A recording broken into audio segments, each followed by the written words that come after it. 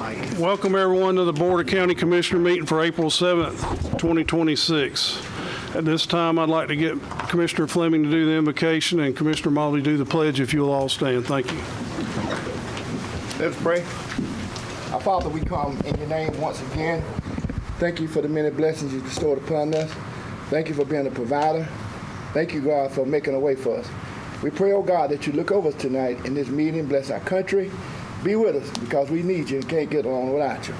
We pray, God, that you bless us in the meeting today. Bless the commissioners today as we make decisions because you know all about it. And Father, we love you and we thank you. We thank you for the people that come out today.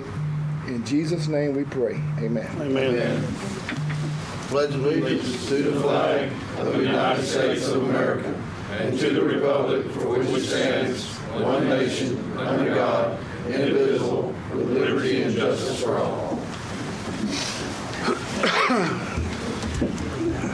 We're gonna have to rearrange the schedule a little bit tonight. I've got three proclamations to do, so we're gonna go ahead and approve the minutes.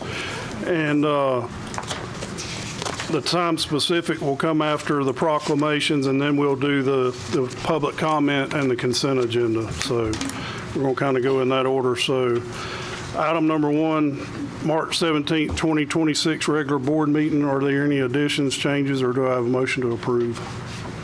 Move to approve. Motion by Commissioner Land. Second it. Second by Commissioner Mobley. All in favor, aye. Aye. All opposed, same sign. Motion carries 5-0.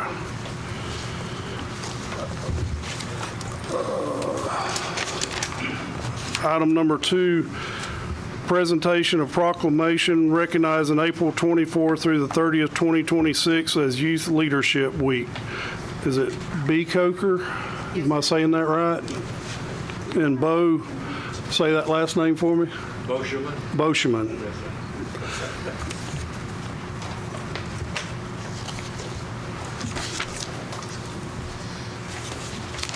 I didn't ask, do you want me to read it or do you want to read it? Absolutely. Okay. She did this to me at the library the other day. Do you want to open with anything or do you want me to just read it? So this is our 11th year with the Youth Leadership Week, April 24th through the 30th. Our Youth Leadership Week is all part of the Drug-Free Coalition. The young people have been working since October on the art mural wall at Wayside Park. So hopefully you all get to come down and see your depictions on the wall. Can't wait. As part of the activities, the wall will be revealed on the 25th for the Tri-County Day. And so we are hoping, here, Jay, give those to the commissioners, please, that you all will come out. Our efforts are for 3 counties, Columbia, Suwannee, and Hamilton. And so the ambassadors are required to recruit for their counties. Thank you. And then on the 25th, in addition to the art reveal, we'll have activities for all of the communities, canoeing, hiking, cycling, some remote control cars, and some bumper cars. So we're hoping that the depictions on the wall, some of them are there so that they get to meet you all and you can talk to them about, whatever. There are QR codes on the depictions, so you can scan the QR code. If ever you receive an email that says, hey, I saw you at Wayside Park, that means that they scanned your QR code at Wayside Park. Oh, boy. So the young people have had a lot of fun with this activity, and we're hoping to have it wrapped up in April. And we're going to surprise you and come back and tell you we have a mural project similar type for Suwannee County. So they'll be able to share some of their artistic talents, living drug and alcohol free over here for people to enjoy as well. Well, great. So. And we also want to say that on April the 25th, which is Saturday, starting at 10 o'clock in the morning, we have our all events day for the children. And we would like to have representatives from the council to come and take part in our canoe race, because we're having a Tri-County canoe race like we did last year. And unfortunately, last year Columbia County won. But we would like to have some of you folks come out and be with the kids, because every kid in the canoe has to have an adult with them. So it'd be a good time to come out and meet the people. Like I said, it's a tri-county thing, and the boat ramp is right there, serves 3 counties. So I think you'd have a really good time if you come out and join us and meet the people and let them meet you. Good, I volunteered Don. You the canoe man, you the boat man. Listen, I'm there. He's the boat man, ain't he? He's only And the river is coming up a little bit now. We've had some rain, so we did see some boats out a few days ago, so we know that it's Yeah. somewhat navigable. Mr. Hale's he's a river rat. He I will be there, but I promise you I'll have all these commissioners there too. Great. Yes. That would be great. That would be great. And we will briefly just thank Mr. Fleming and Mr. Hale because they did come out in February. Yep. We were over at the library, and so we do that every year as well here in Suwannee County. And they took the young people and the participants on a tour, and we really appreciated that. Thank you very much. Thank you. all right. Appreciate it. I'll read the proclamation, and we'll want to get a picture with you when we get done, if that's sir. all right. Youth Leadership Week 2026, whereas the annual celebration of National Student Leadership Week began on a national level in 1972 by a presidential proclamation, and whereas students across Suwannee County in schools that are both public and private, whether online or brick and mortar location, demonstrate leadership in the classroom while soaring above academic expectations and leadership capacities within academic, social, athletic, and community groups. And whereas student leaders make significant contributions to the climate and culture of their schools and communities, and it's important to celebrate their individual and collective efforts. Whereas we believe students have earned their right to be recognized for the entire week of April 24th to April 30th, 2026. Now, therefore, be it resolved, Suwannee County Board of County Commissioners hereby designates the week of April 24th to the 30th of 2026 as Youth Leadership Week. Joining the celebration of youth leaders sponsored by our Community Cares Coalition and community partners encourage citizens, businesses, organizations, and government agencies to join in acknowledging the success of youth leadership throughout the community. And so do I have a motion to approve the proclamation? Mr. Chairman, I'm off motion. Motion by Commissioner Fleming, Second. second by Commissioner Land. All in favor, aye. Aye. All opposed, same sign. Motion carries 5-0. Thank you very much. Let's get a picture, y'all.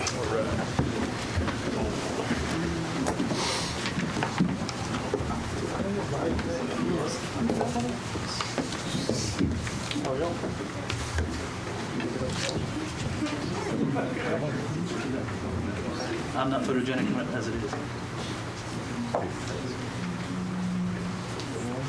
Come on, don't be shy.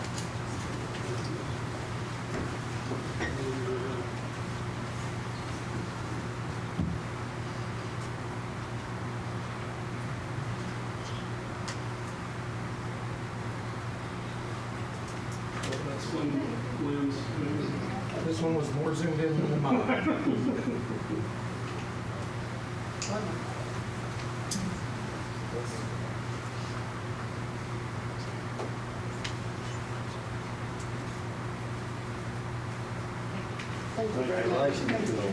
Thank you. Okay. Thank you, sir. Appreciate it.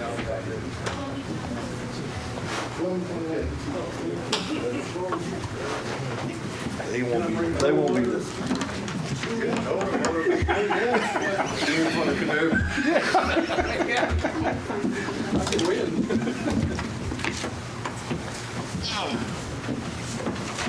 Put Leo on the back.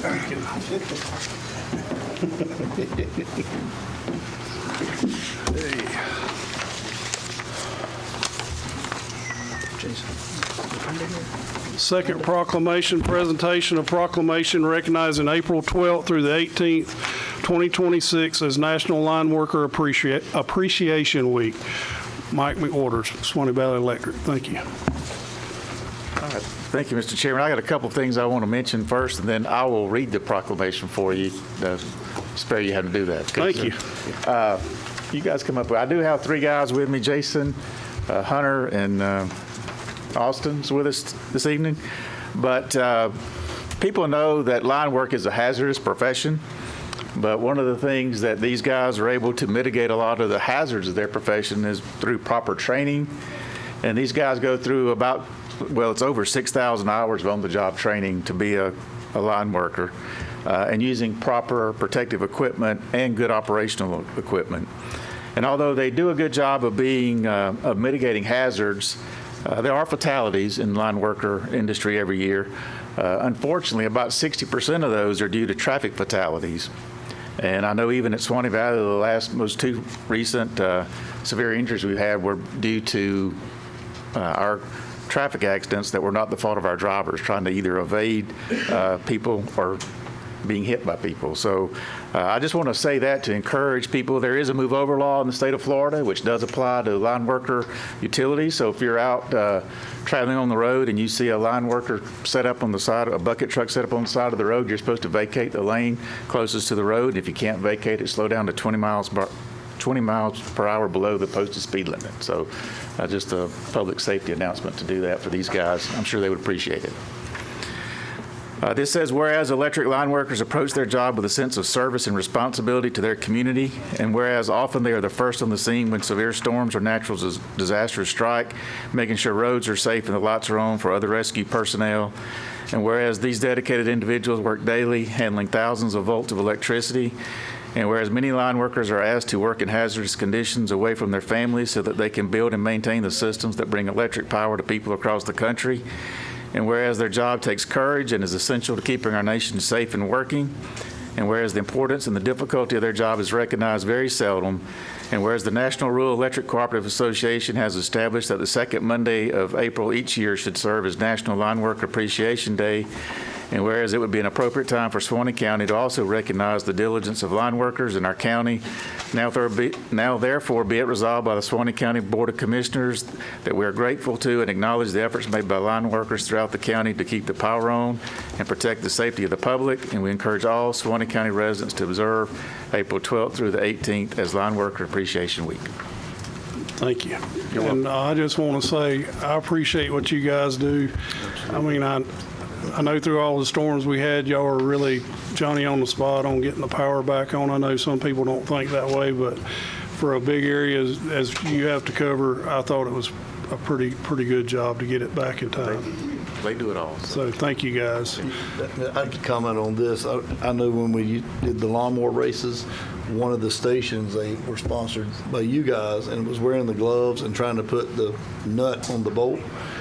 I don't know how y'all do it every day with them gloves on. I mean, it was all I could do to get one nut on one bolt, much less what you guys do. So, and the thickness and the heat and all the, the protection that you guys wear. So, thank you. Appreciate it. Yeah, thank you. Anybody else? No, I just appreciate you guys too. I was kidding before the meeting. I asked Mike if he couldn't find no better looking guys to come than them three. That's the best we got. Them's the best looking guys, man. They're working guys. I don't know about how good they look, but they are good guys. I'll give them that. Good dudes. We appreciate y'all. Yeah. And we're working on getting that road fixed for you too. Appreciate it. That's right. Thank y'all. Thank y'all. Y'all want a picture too with us? Yeah, we got to get a picture, y'all. Hang Make a on. motion. I need a motion to approve the proclamations. So move. Motion by Commissioner Hale, second by Commissioner Fleming. All in favor, aye. Aye. All opposed, same sign. Motion carries 5-0.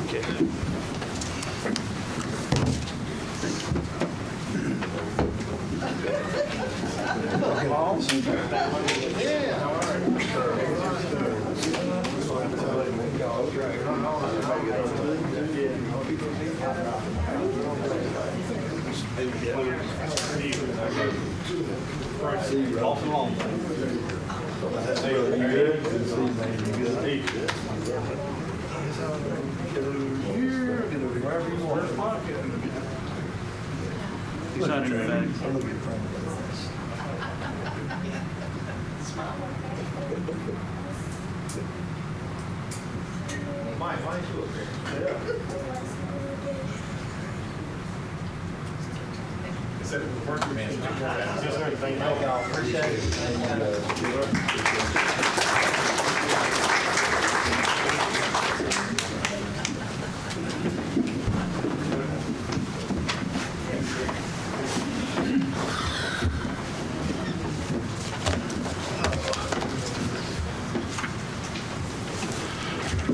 Moving on, we have the Suwannee County Sheriff's Office. Let me get my paperwork again. Mr. Travis Meeks.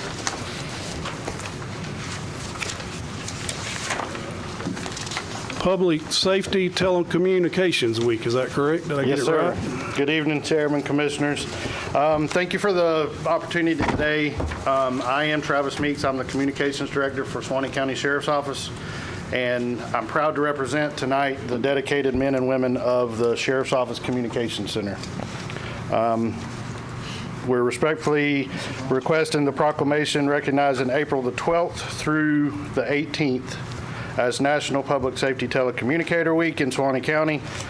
Locally, we're housed and employed by Suwannee County Sheriff's Office and provide direct dispatching services for Suwannee County Sheriff's Office, Live Oak Police Department, Suwannee County Fire Rescue, Live Oak Fire Department, Brantford Volunteer Fire Department, and in addition, we support our local private and state agency partners as well, in addition to 911 call taking.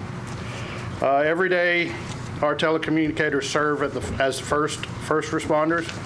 They're often the calm voice in somebody's worst moment and a critical link between citizens and emergency services.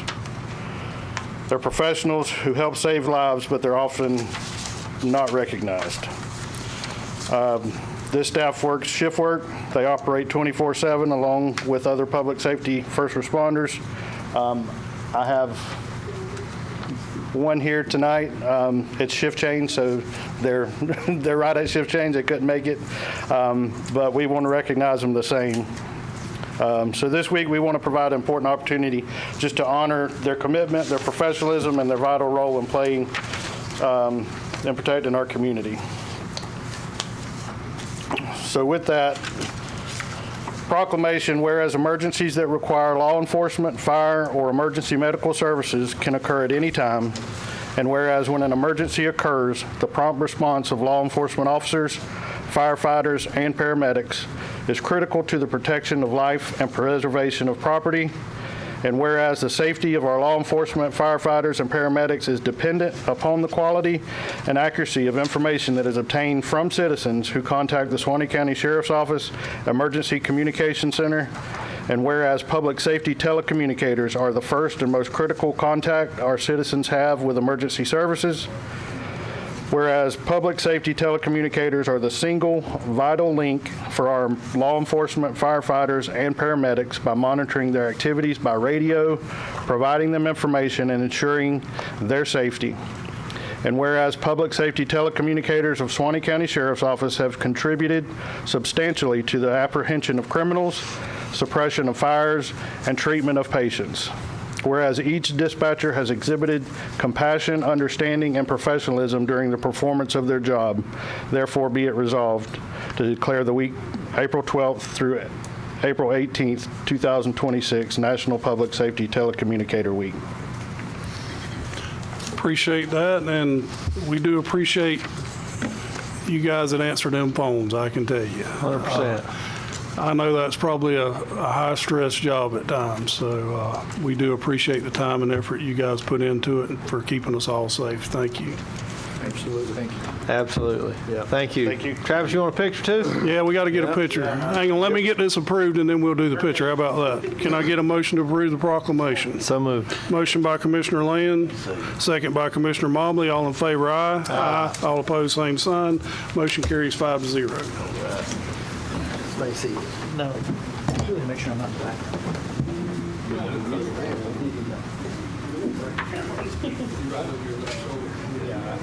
Yeah, I got it. That's my daughter. Oh, isn't it good?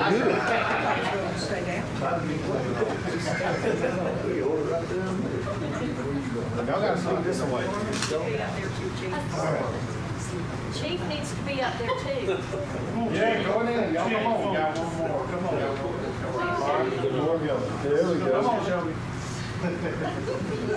Yeah, come on. Nothing like that. Perfect.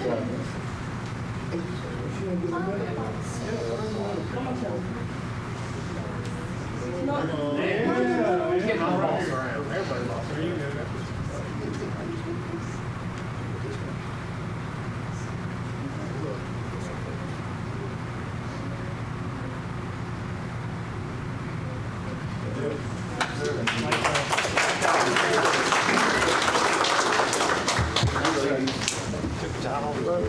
Yeah, I don't have to be, I'm not elected. Yeah.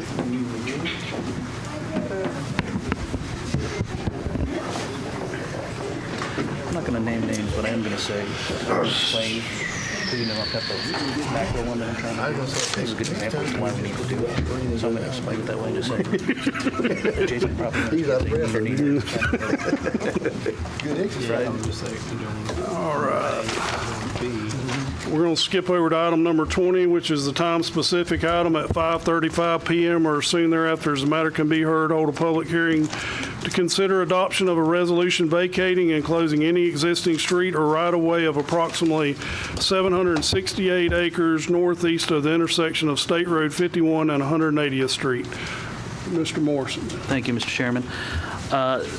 This came to my attention, this is in District 3 through Commissioner Land, and essentially, as you see, if you look at the map here, you can see what you heard me when we talked before about the need to fix our county road situation with old county roads, and we have these, what I was calling vestigial county roads. Well, this is one of them. So if you look at the overhead, you can see kind of a cut through of what was a county road back before State Road 51 came down through that part of Lurville. And it hasn't been used as a county road as a practical matter for decades, but because it was a county road at one point in time, it remains a county road. And so it creates this weird situation where, although it's in the middle of private property, people, the community, surrounding property owners can just kind of come on, and what would otherwise be a trespass, neener, this is a county road, nothing you can do about it. So this has become an issue between landowners. So this is just something that will clear up this issue for this particular landowner, but it is indicative of kind of the larger issue, which is why we're working on that macro county road renouncement to get rid of these vestigial county roads throughout the county, because they are throughout the county. And actually, I was glad to be able to bring this up through this one issue in Commissioner Land's district, because it's a pretty good indication of just one example of where this comes up. But essentially what this does is it just says anywhere in that blue box, if it is a county road, it ain't anymore.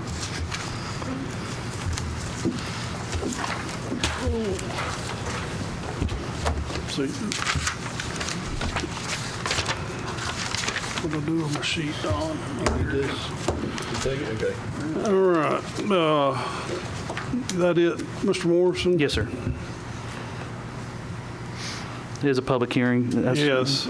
So anybody wishing to speak on this, if you'll stand so you can be sworn in. My name's Paul Snipes. I live down there in Louisville. We just need to swear you in. I'm going to give you a second to talk. Just raise your right hand if you will. He needs to come down to the microphone. I'm sorry, you have to come to the mic, sir.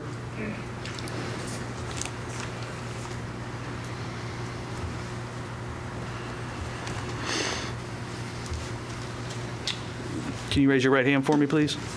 Do you swear affirm testimony you give in this cause will be the truth, the whole truth, nothing but the truth, so help you God? I do. Please state your name for the record and address. My name is Paul Snipes. Address is 20588 180th Street, Live Oak, Florida. And I'm here this afternoon on behalf of the residents in Louisville. The map that shows on here also takes in property that's owned by Louisville Baptist Church. And I'm sort of speaking for the church on behalf of this effort that the county commission has taken to do to close this old road that has been a road a long time ago, but it's no longer a road, just like y'all just said. So I appreciate you taking this opportunity to bring it up, and I would recommend that the board go ahead and proceed with this resolution here to make it official. On behalf of the residents of Louisville, we thank you and look forward to talking to you again at another date. Thank you, sir. Appreciate that. Thank you. Well, I was supposed to go at this a different way. I was supposed to open the floor to public comment, so I'll do that now. Is anybody else wishing to speak on this matter? Seeing none, I will close public comment. Is there any board discussion? None. Do I have a motion to adopt the resolution? Motion by Commissioner Fleming. Second. Second by Commissioner Land. All in favor, aye. Aye. All opposed, same sign. Motion carries 5-0. I'll now close the public hearing.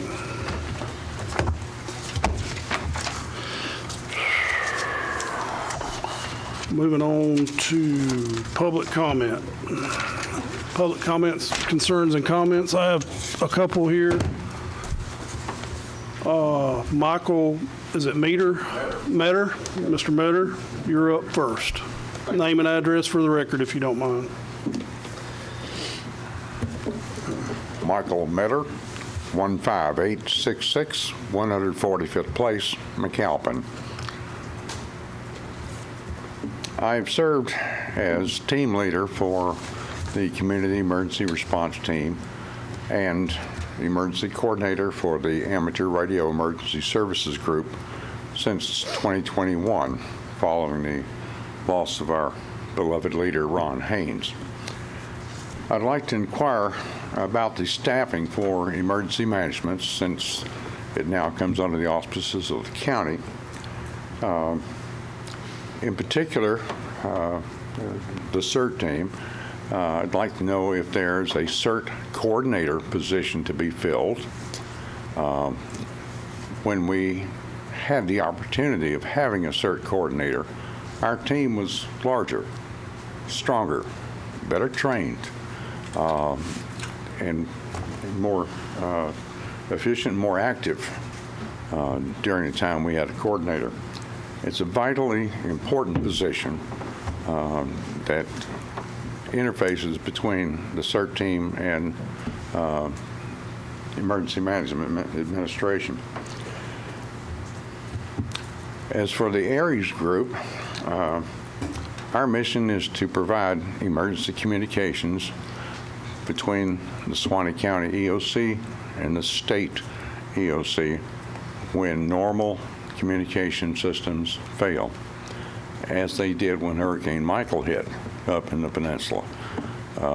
They had no power, they had no phones, they had no landlines, they had no cell phones.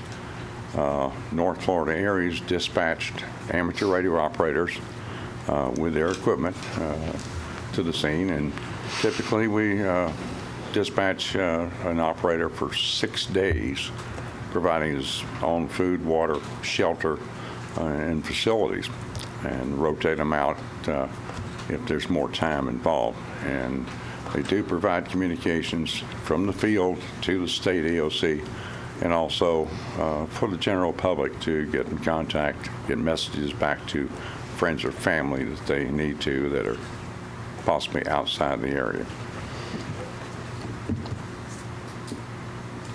The antenna system for our radios at the EOC is in need of some repair, and that repair work does require a man lift. I'd like to know if it's possible for possibly county facilities or maybe even the Parks Department to provide a man lift for our volunteers, so we can make the needed antenna repairs for the frequency that we rely on primarily for the single sideband transmissions. So far, the SARNet antenna is still up and running and doing just fine, but the HF system does need some help. If we can't get facilities to help or the Parks Department help, would there possibly be funds to rent a man lift for a day to accomplish these repairs? I appreciate the opportunity. I got questions. Go ahead, Commissioner Lane. I don't know about man lift, but I know that there's a bucket truck on the agenda tonight that we're going to talk about. So I certainly would like to think that our road department or public works department could loan those guys or go over and assist them with the equipment. Do you have the funding? Do you have the funding to repair the equipment, and you just need a way to get up there? We have the material to repair it. We have volunteers that will perform the repair service.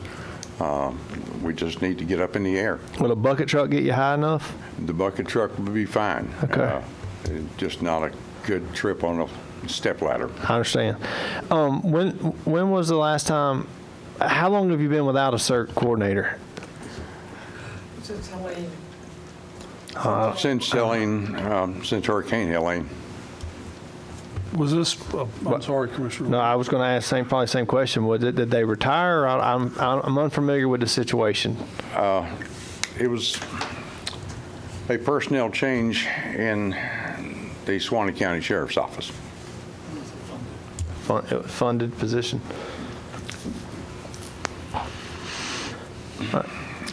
Well, that was the question I was going to ask. Is it something a volunteer can do, or is this need to be a paid position, or? It was a paid position, and typically throughout CERT teams that we have been acquainted with by attending the Florida CERT Association Conference for the state and the National CERT Association for conferences from that include the entire country. It is a position that is normal for a CERT team of any size. Sorry, Mr. Chairman. Who funds that? Your local board, or is it state funded? Or it was a position that the Sheriff's Department filled. So it's funded by local tax dollars? Yes, sir. That's what I was trying to figure out. It's the only paid CERT position. All the rest of us are volunteers. Yes, sir. We're in the process of interviewing for who's going to run that emergency management now. So I would think let us get through that and see who that person is, and then go from there, if that's all right. Yes, sir. And as far as the bucket truck, as soon as we can get that, I don't think we have a problem there. Very good, sir.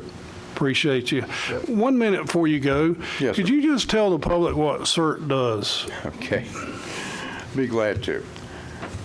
The Community Emergency Response Team is a group of volunteers. We now come under the auspices of Suwannee County Emergency Management.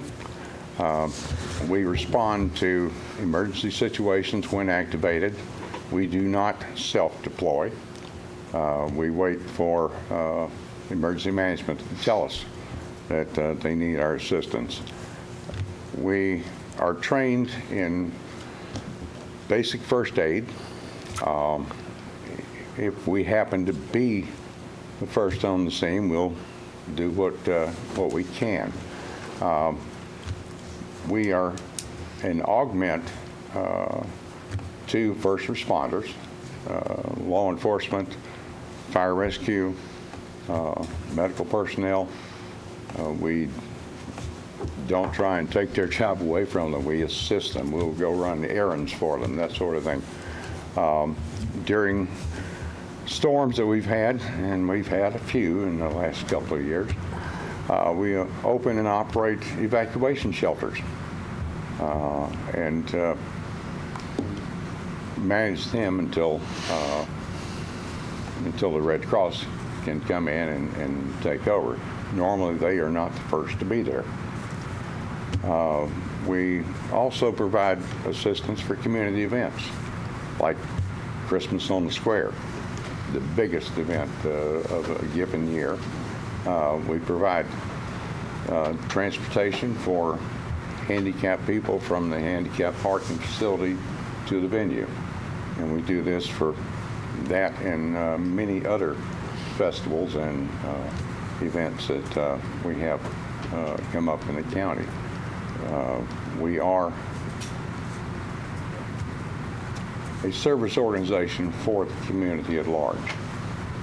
We engage with law enforcement, with the county officials, and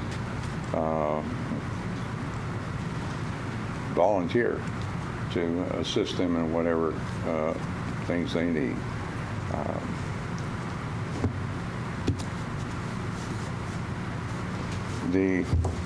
When we are deployed,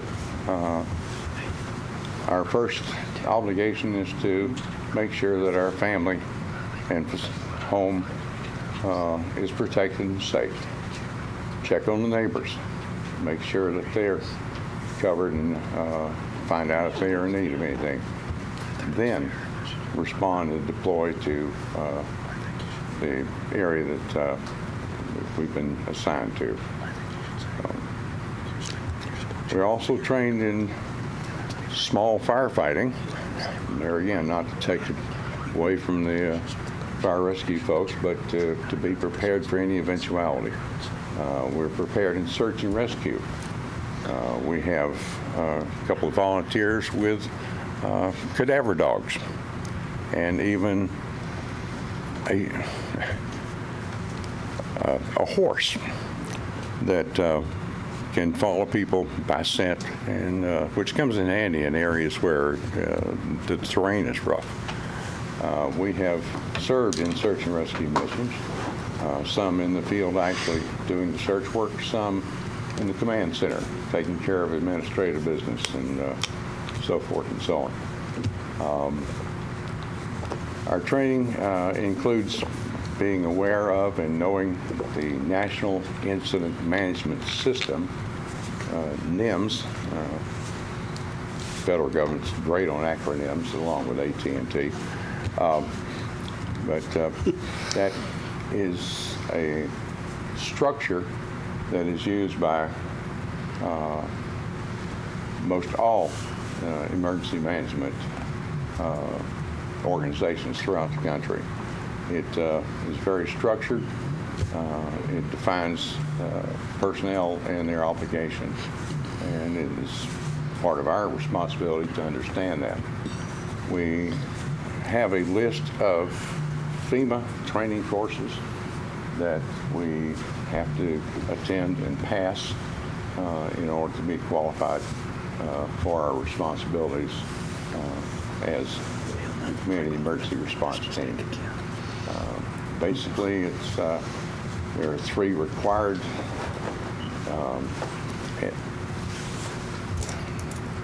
ICS courses from FEMA, the 100, 700, 800, but there are literally 100 more that we can take advantage of and enhance our education in the field of emergency management. Well, Mr. Meter, I appreciate that. I don't think a lot of people knew what all y'all do, and I want to say we appreciate you. Mr. Chairman. 100%. Thank you. Mr. Fleming? Before you sit down, where y'all housed at? Where y'all located at? We meet and dispatch from the Emergency Operations Center, which is another topic we're going to have to talk about sometime. It's bad when the EOC doesn't have emergency power. Mr. Ed? Yeah, I'll just say this, and I know some of the members maybe are not as involved as you mentioned before. I know quite a few of the members, and but when the volunteers, when we had our storms, I'll say this, they were very helpful for me. I would pull up with my truck and trailer. They were helping me load water. They were helping me load, meals that we were taking out. They were out in the community themselves delivering these cases of waters and meals and things. That's true. I ran into them in the middle of nowhere, in the woods out there. We had volunteers at the distribution points around the county to help the National Guard and so forth with dispersing needed supplies. And I guess the thing here that sticks out in my mind, and I know we got other things to move on to, but the key word, volunteers. These are people that just want to help out in their community, so we definitely appreciate that. We actually drove out to a ranch in the southern part of the county during the last storm event, and that family was providing 600 hamburgers that they cooked, and we picked up 150, 200 of them and brought them back to the EOC for the personnel that were stationed there. Well, again, our thanks to you, and we'll be in touch. My pleasure, sir. Thank you. Thank you. Susan Cordero. Yes, ma'am.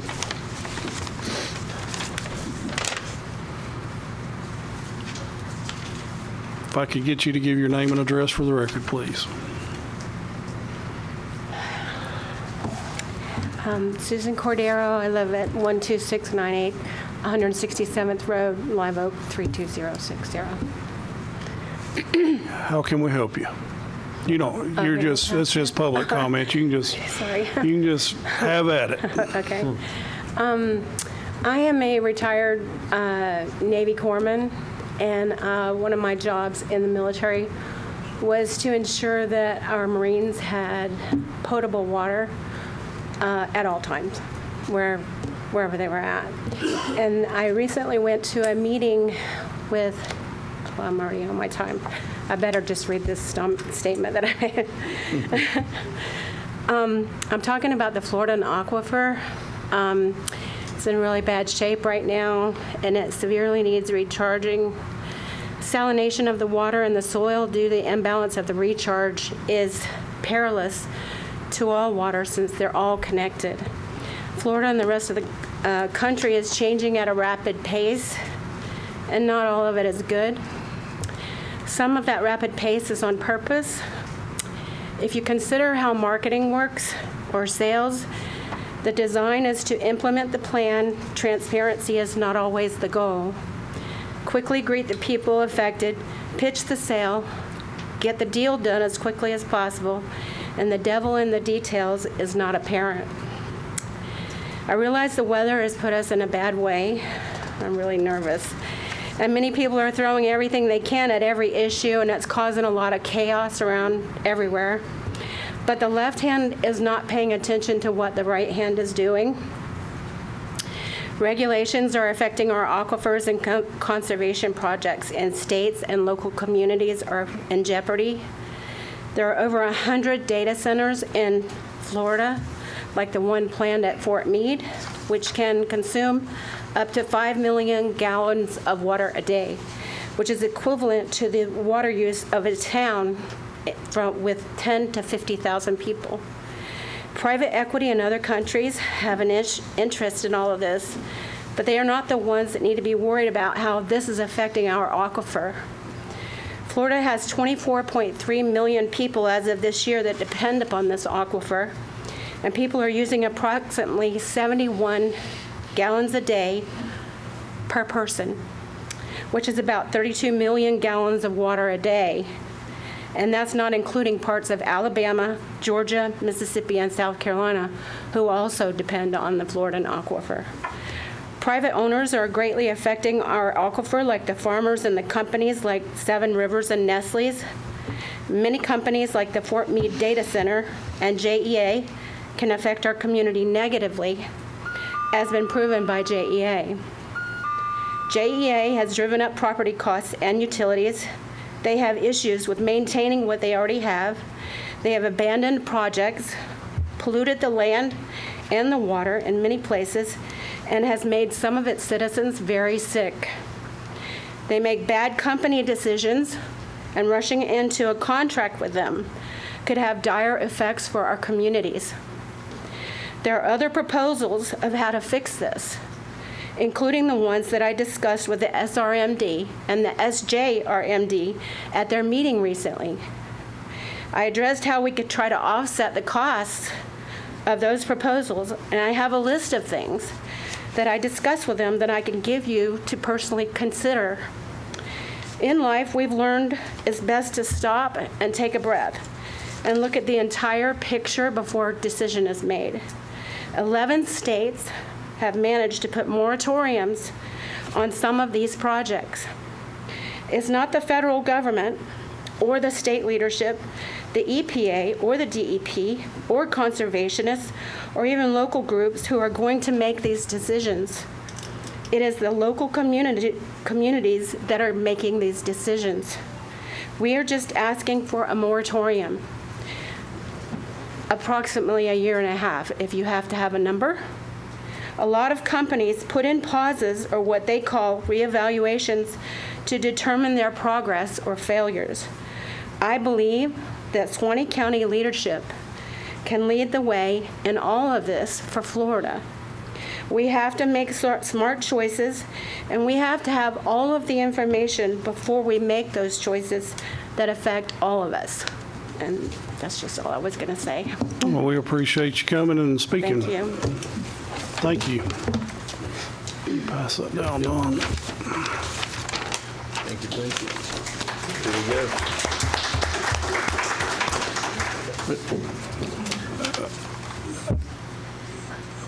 Moving on to the consent agenda. Am I missing anything? We're on consent, right? Don? Mr. Chairman, haven't given the general public an opportunity to come up and talk yet. Haven't opened Oh, it that's up. right, I didn't, did I? Thank you, Mr. Morrison. Anybody else wishing to speak? I'm so rude. Nope. Nope. You sure you don't want to wait? I'm going to pull some things on consent that you're going to want to speak on, so I don't want to hear it twice.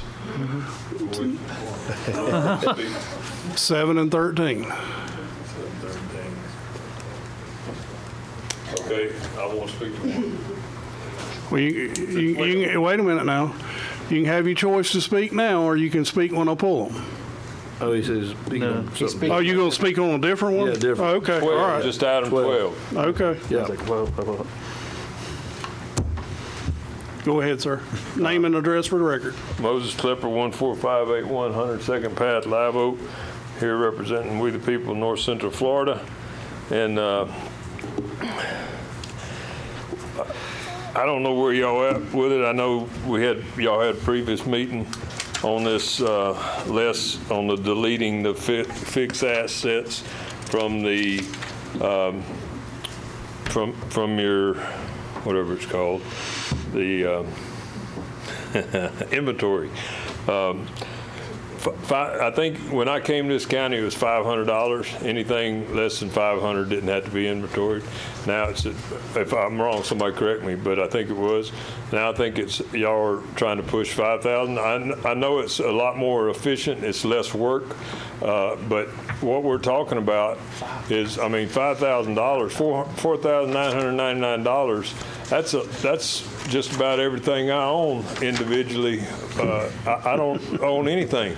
I mean, some of my best firearms and all are less than that. So we're talking about, generators, compressors, well, y'all can imagine, a whole bunch of stuff, laptops, computers, daggum. Other than the things you can see from, a mile away, it's going to be, we don't have to keep up with. And I understand from prior conversations and discussions that the supervisors and department heads will do their own inventorying. But I apologize, I don't mean to insult anybody, but I don't trust that. It's not about trust anyway, it's about responsibility. I don't believe any of y'all who are private business owners would operate your businesses that way. I would be shocked if that's the way you do and still in business. So I'm opposed to it. We're opposed to it. And one thing, if y'all bound and determined to do this, how about before y'all approve, y'all make all the supervisors and department heads bring a itemized list of every item that they plan to eliminate from the inventory. And I believe that will be shocking enough just in that revelation to maybe change y'all's mind. Whoa, hold up.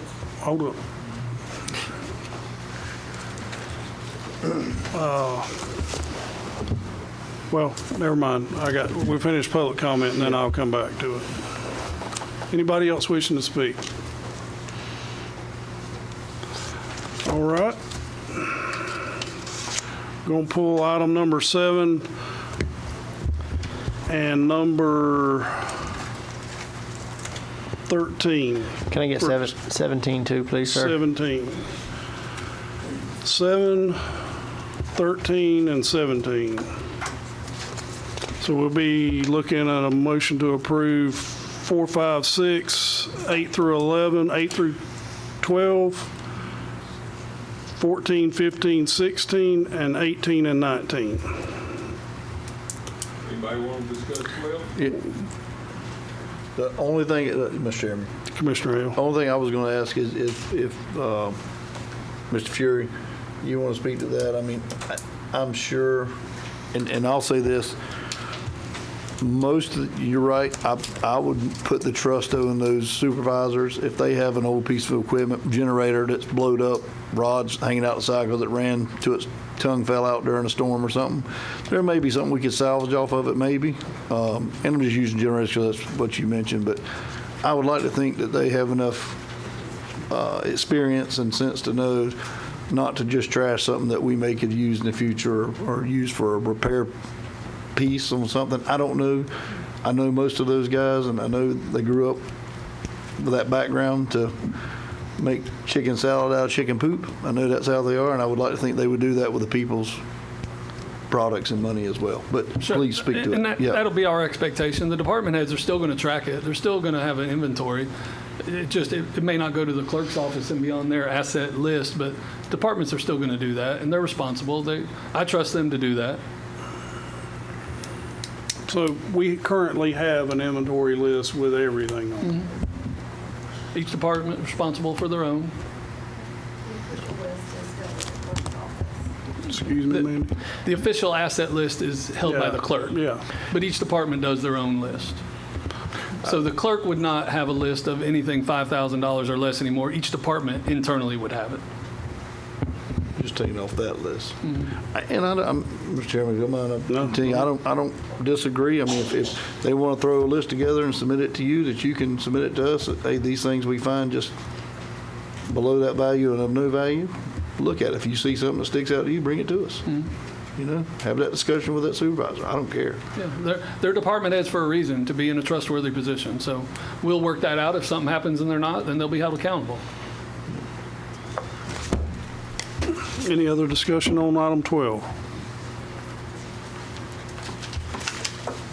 Again, I'll ask for approval of the before mentioned items on the consent agenda. So move. Motion by Commissioner Hale. Second. Second by Commissioner Fleming. All in favor, aye. Aye. All opposed, same sign. Motion carries 5-0. Item number 7, approval of an extension of agreement with Pool Realty Incorporated for real estate services. Mr. Klepper, you want to speak on this?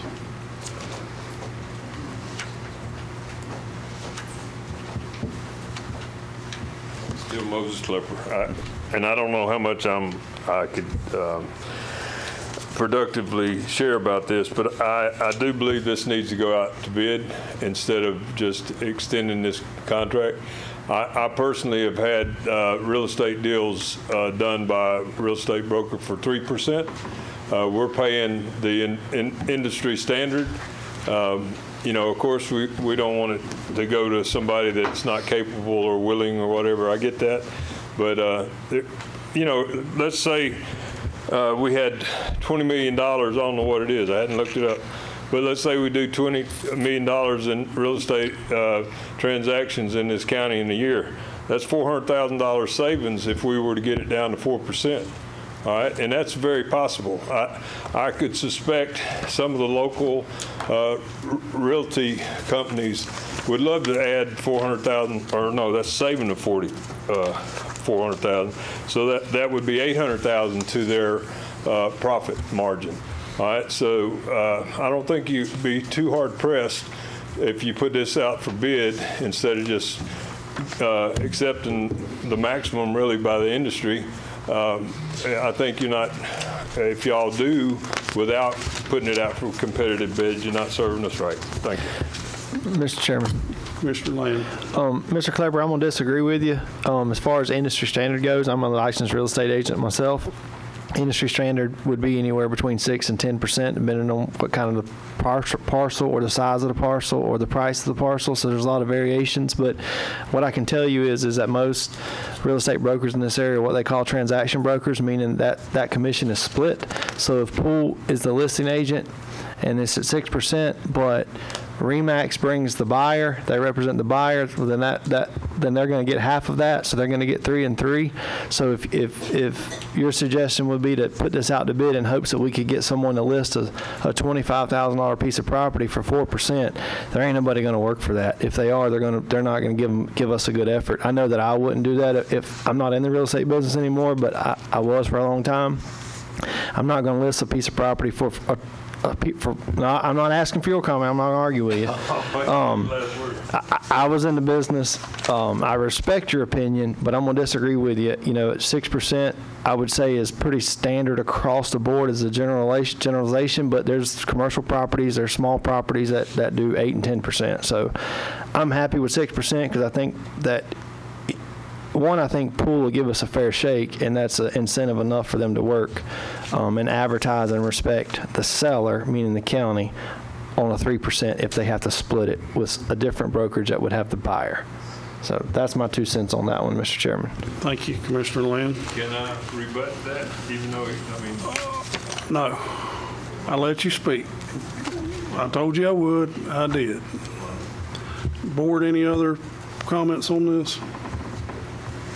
Seeing none, do I have a motion to approve? So moved. Motion by Commissioner Land. Second. Second by Commissioner Hale. All in favor, aye. Aye. All opposed, same sign. Motion carries 5-0. Item number 13, approval of proposal with Locklear and Associates for engineering and architectural service for the Dowling Park Fire Station 4 expansion.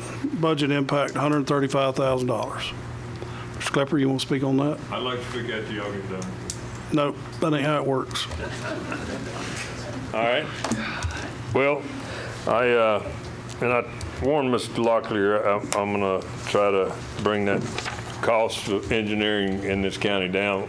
We're paying engineering services for the engineer if he worked a full year for $600,000 a year. His secretary, $120,000 a year.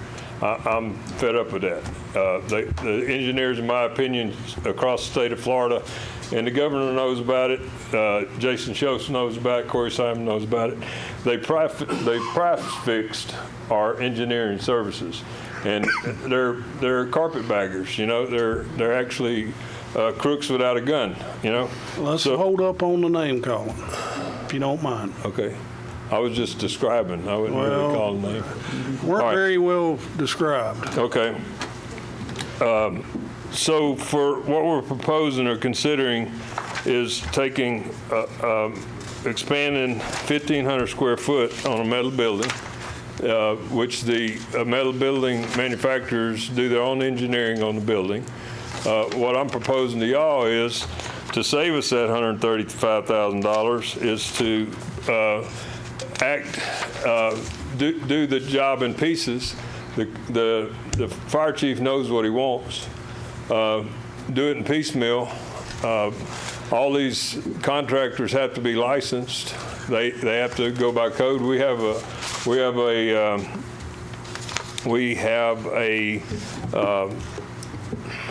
code inspector. That ain't the word. The official, building official. Thank you.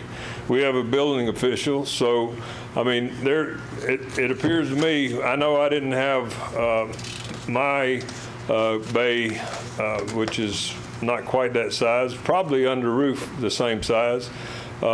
It cost me, I mean, I got the whole job done, concrete, room addition, everything, about $21,000, you know, and I use similar material. So this is another example of the taxpayers getting ripped off unnecessarily, in my opinion. And if I could think about what Travis is going to say to rebut me, I'd do it now, but I can't. So. Thank you, sir. I just got one question on this. Can this be done as a design build like we done the other things? Not at this point, I don't think. Chief, do you want to give some background on the project? To clear up some things. First of all, it's not a metal building. It's a concrete block structure. We have to re-engineer the whole roof to make it flow into the existing.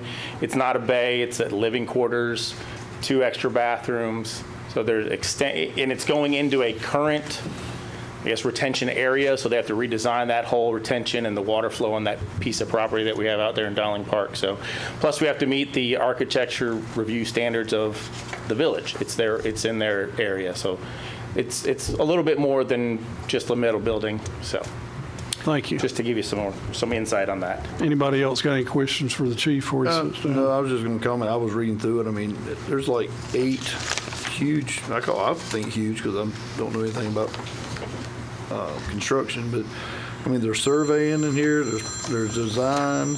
There's geotesting, engineer, conceptual design. I mean, there's quite a bit in here. There's a lot of work in it. Yeah. I mean, yeah. Where's Mr. Locklear? If he wants to do it for a little bit less, I'd appreciate that, but.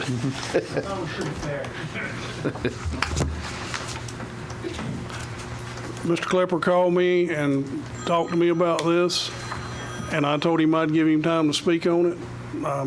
Did what I said I'd do.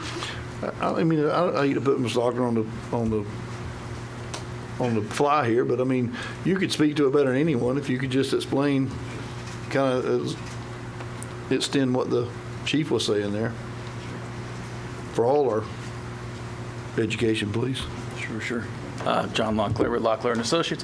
Mr. Hale, you kind of hit it on the head as you're going through the scope there. So I've got to hire a surveyor, got to hire a geotechnical drilling company, do the drilling both for the foundational structural analysis of the expansion and then for the changing of the pond. And then there's lab work with that. An architect to design not only the expansion, but as the chief pointed out, it's got to tie in with the existing roof. So it actually is kind of a little more complicated than just a standalone little metal building. And then we have the unique challenges of the Architectural Review Board, which we wouldn't ordinarily have on just a typical county parcel. So I feel like it's pretty fair price. If you look at sort of a brand new facility, I mean, the typical going rate for engineering design of all the things I just talked about on a whole fire station is $300,000 to $500,000. Not just for Suwannee County, but in Dixie, everywhere around you. That's pretty norm. So I think it was a pretty good price myself.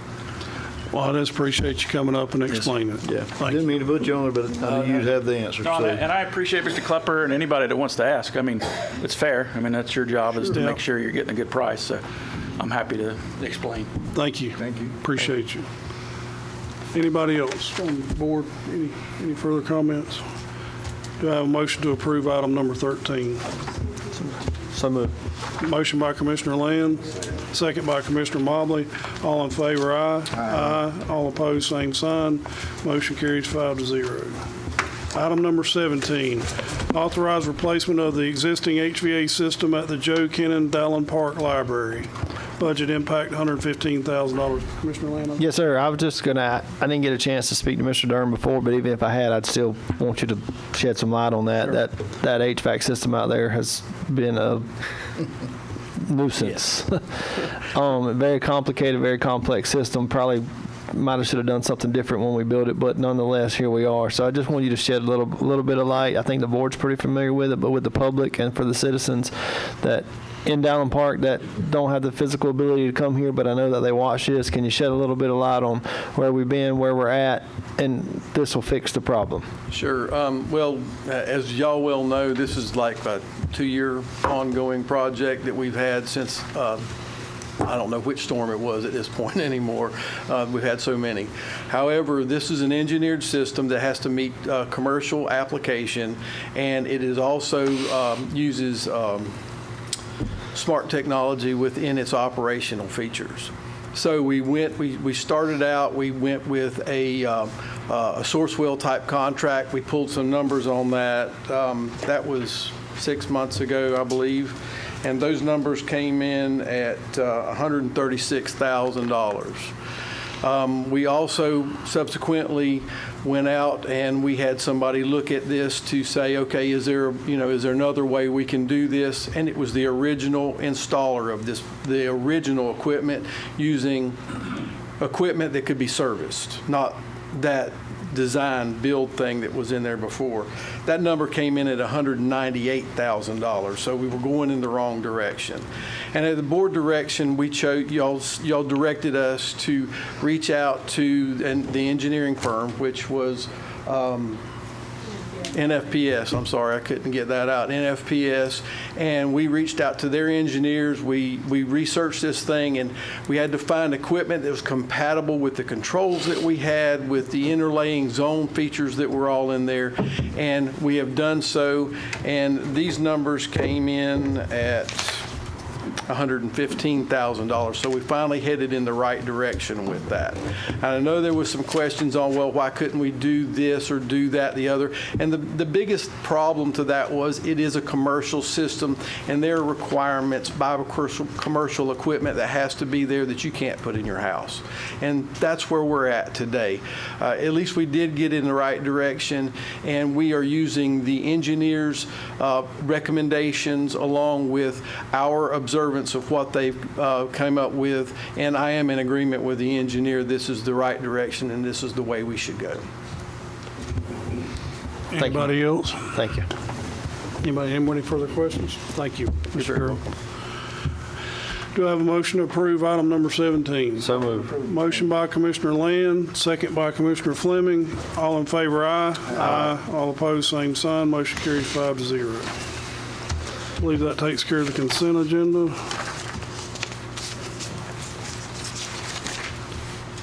Constitutional officers.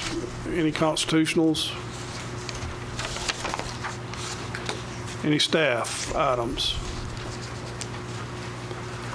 Commissioner, oh, you got Chief. I was waiting to see if anybody else was going to go. Just a quick announcement. Wednesday, April 29th, 10 a.m., we will be doing our push-in, official push-in of the ladder truck out of the Dowling Park Fire Station. So we'll have a little open house, a little ceremony that morning. What was the date? April 29th. 29th. So I just wanted to get up here in front of everybody and let them know the date and time. I'll do it again in a couple weeks. What just to time? remind everybody. 10 a.m. Should be Wednesday. Mr. Chairman, Commissioner Hill. while you was up there, Station 6, how close? Getting close. I know Getting you real had, close. You had a few hurdles there at the end. Yep, Yeah. yep. They're about to switch over and put in the automatic transfer switch and upgrade it to the 600 amp electrical service. Okay. So that and the fire sprinkler system. All good. All And right. we need to hire 2 more people. So getting there, Okay. getting there. Thank you, Chief. Any other staff items? Ms. Betty? Good evening. How are you? Hey. I'm good. Mr. Chair, Commissioners, Community. I just wanted to make an announcement with regards to our library public service hours.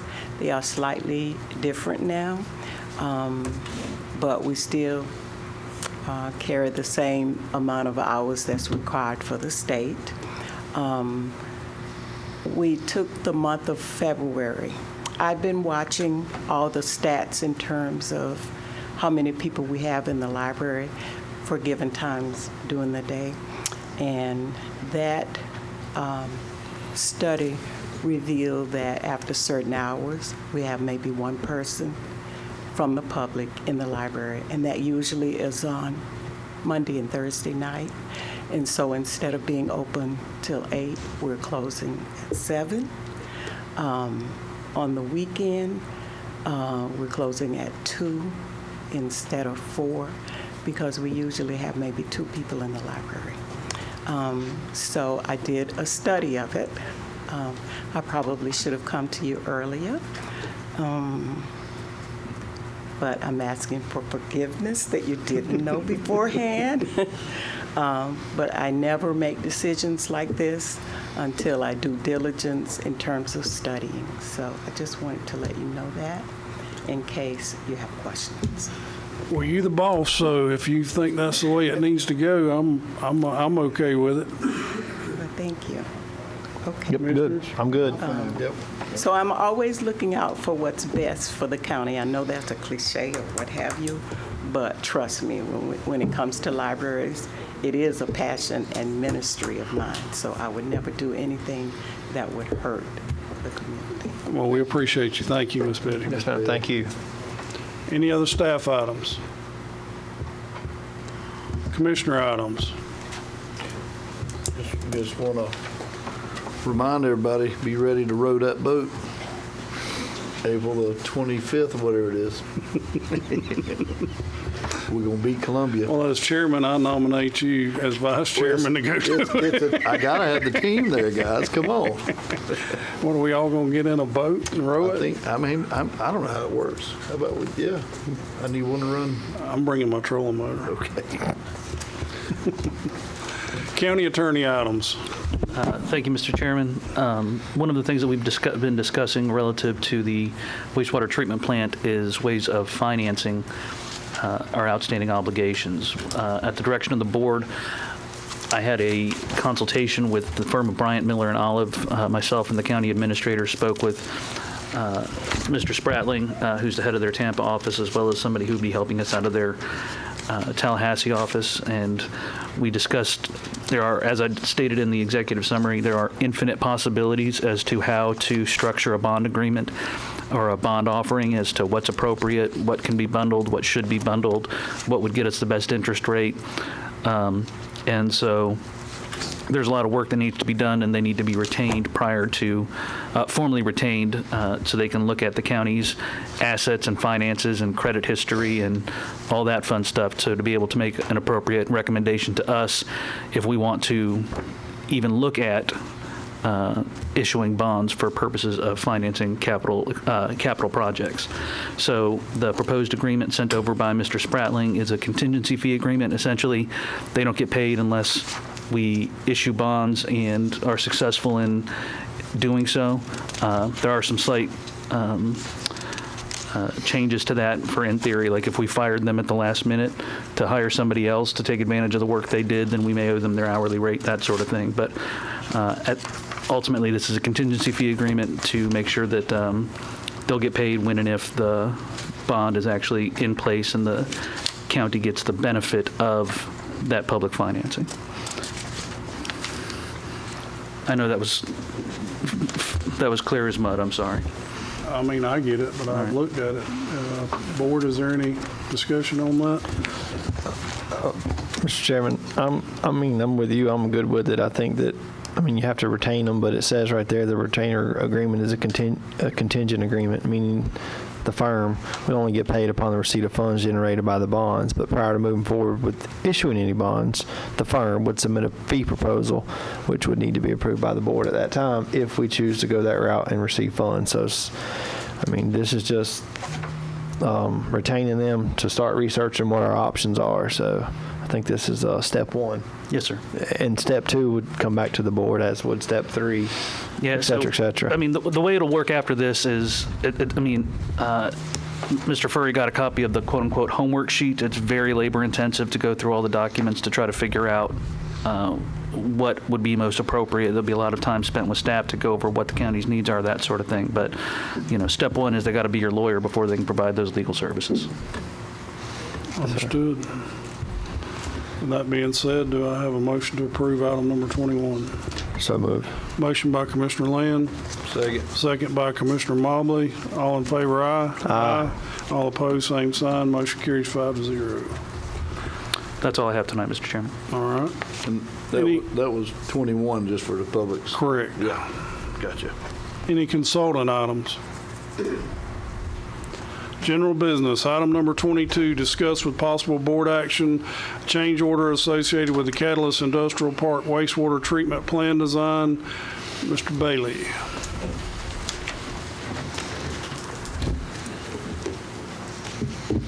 Good evening.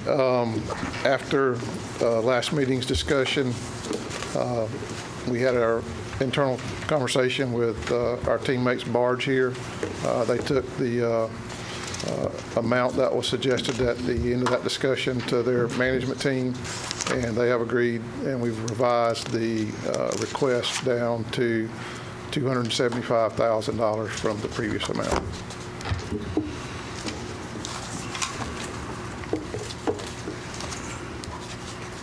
Is there any questions, board? Mr. Chairman. Commissioner Land? I don't really have any questions, but for the record, I'm going to just kind of state where I stand on that. I think that that there was wrongdoing on both sides. County drug their feet and put time constraints on our contractors, North Florida here.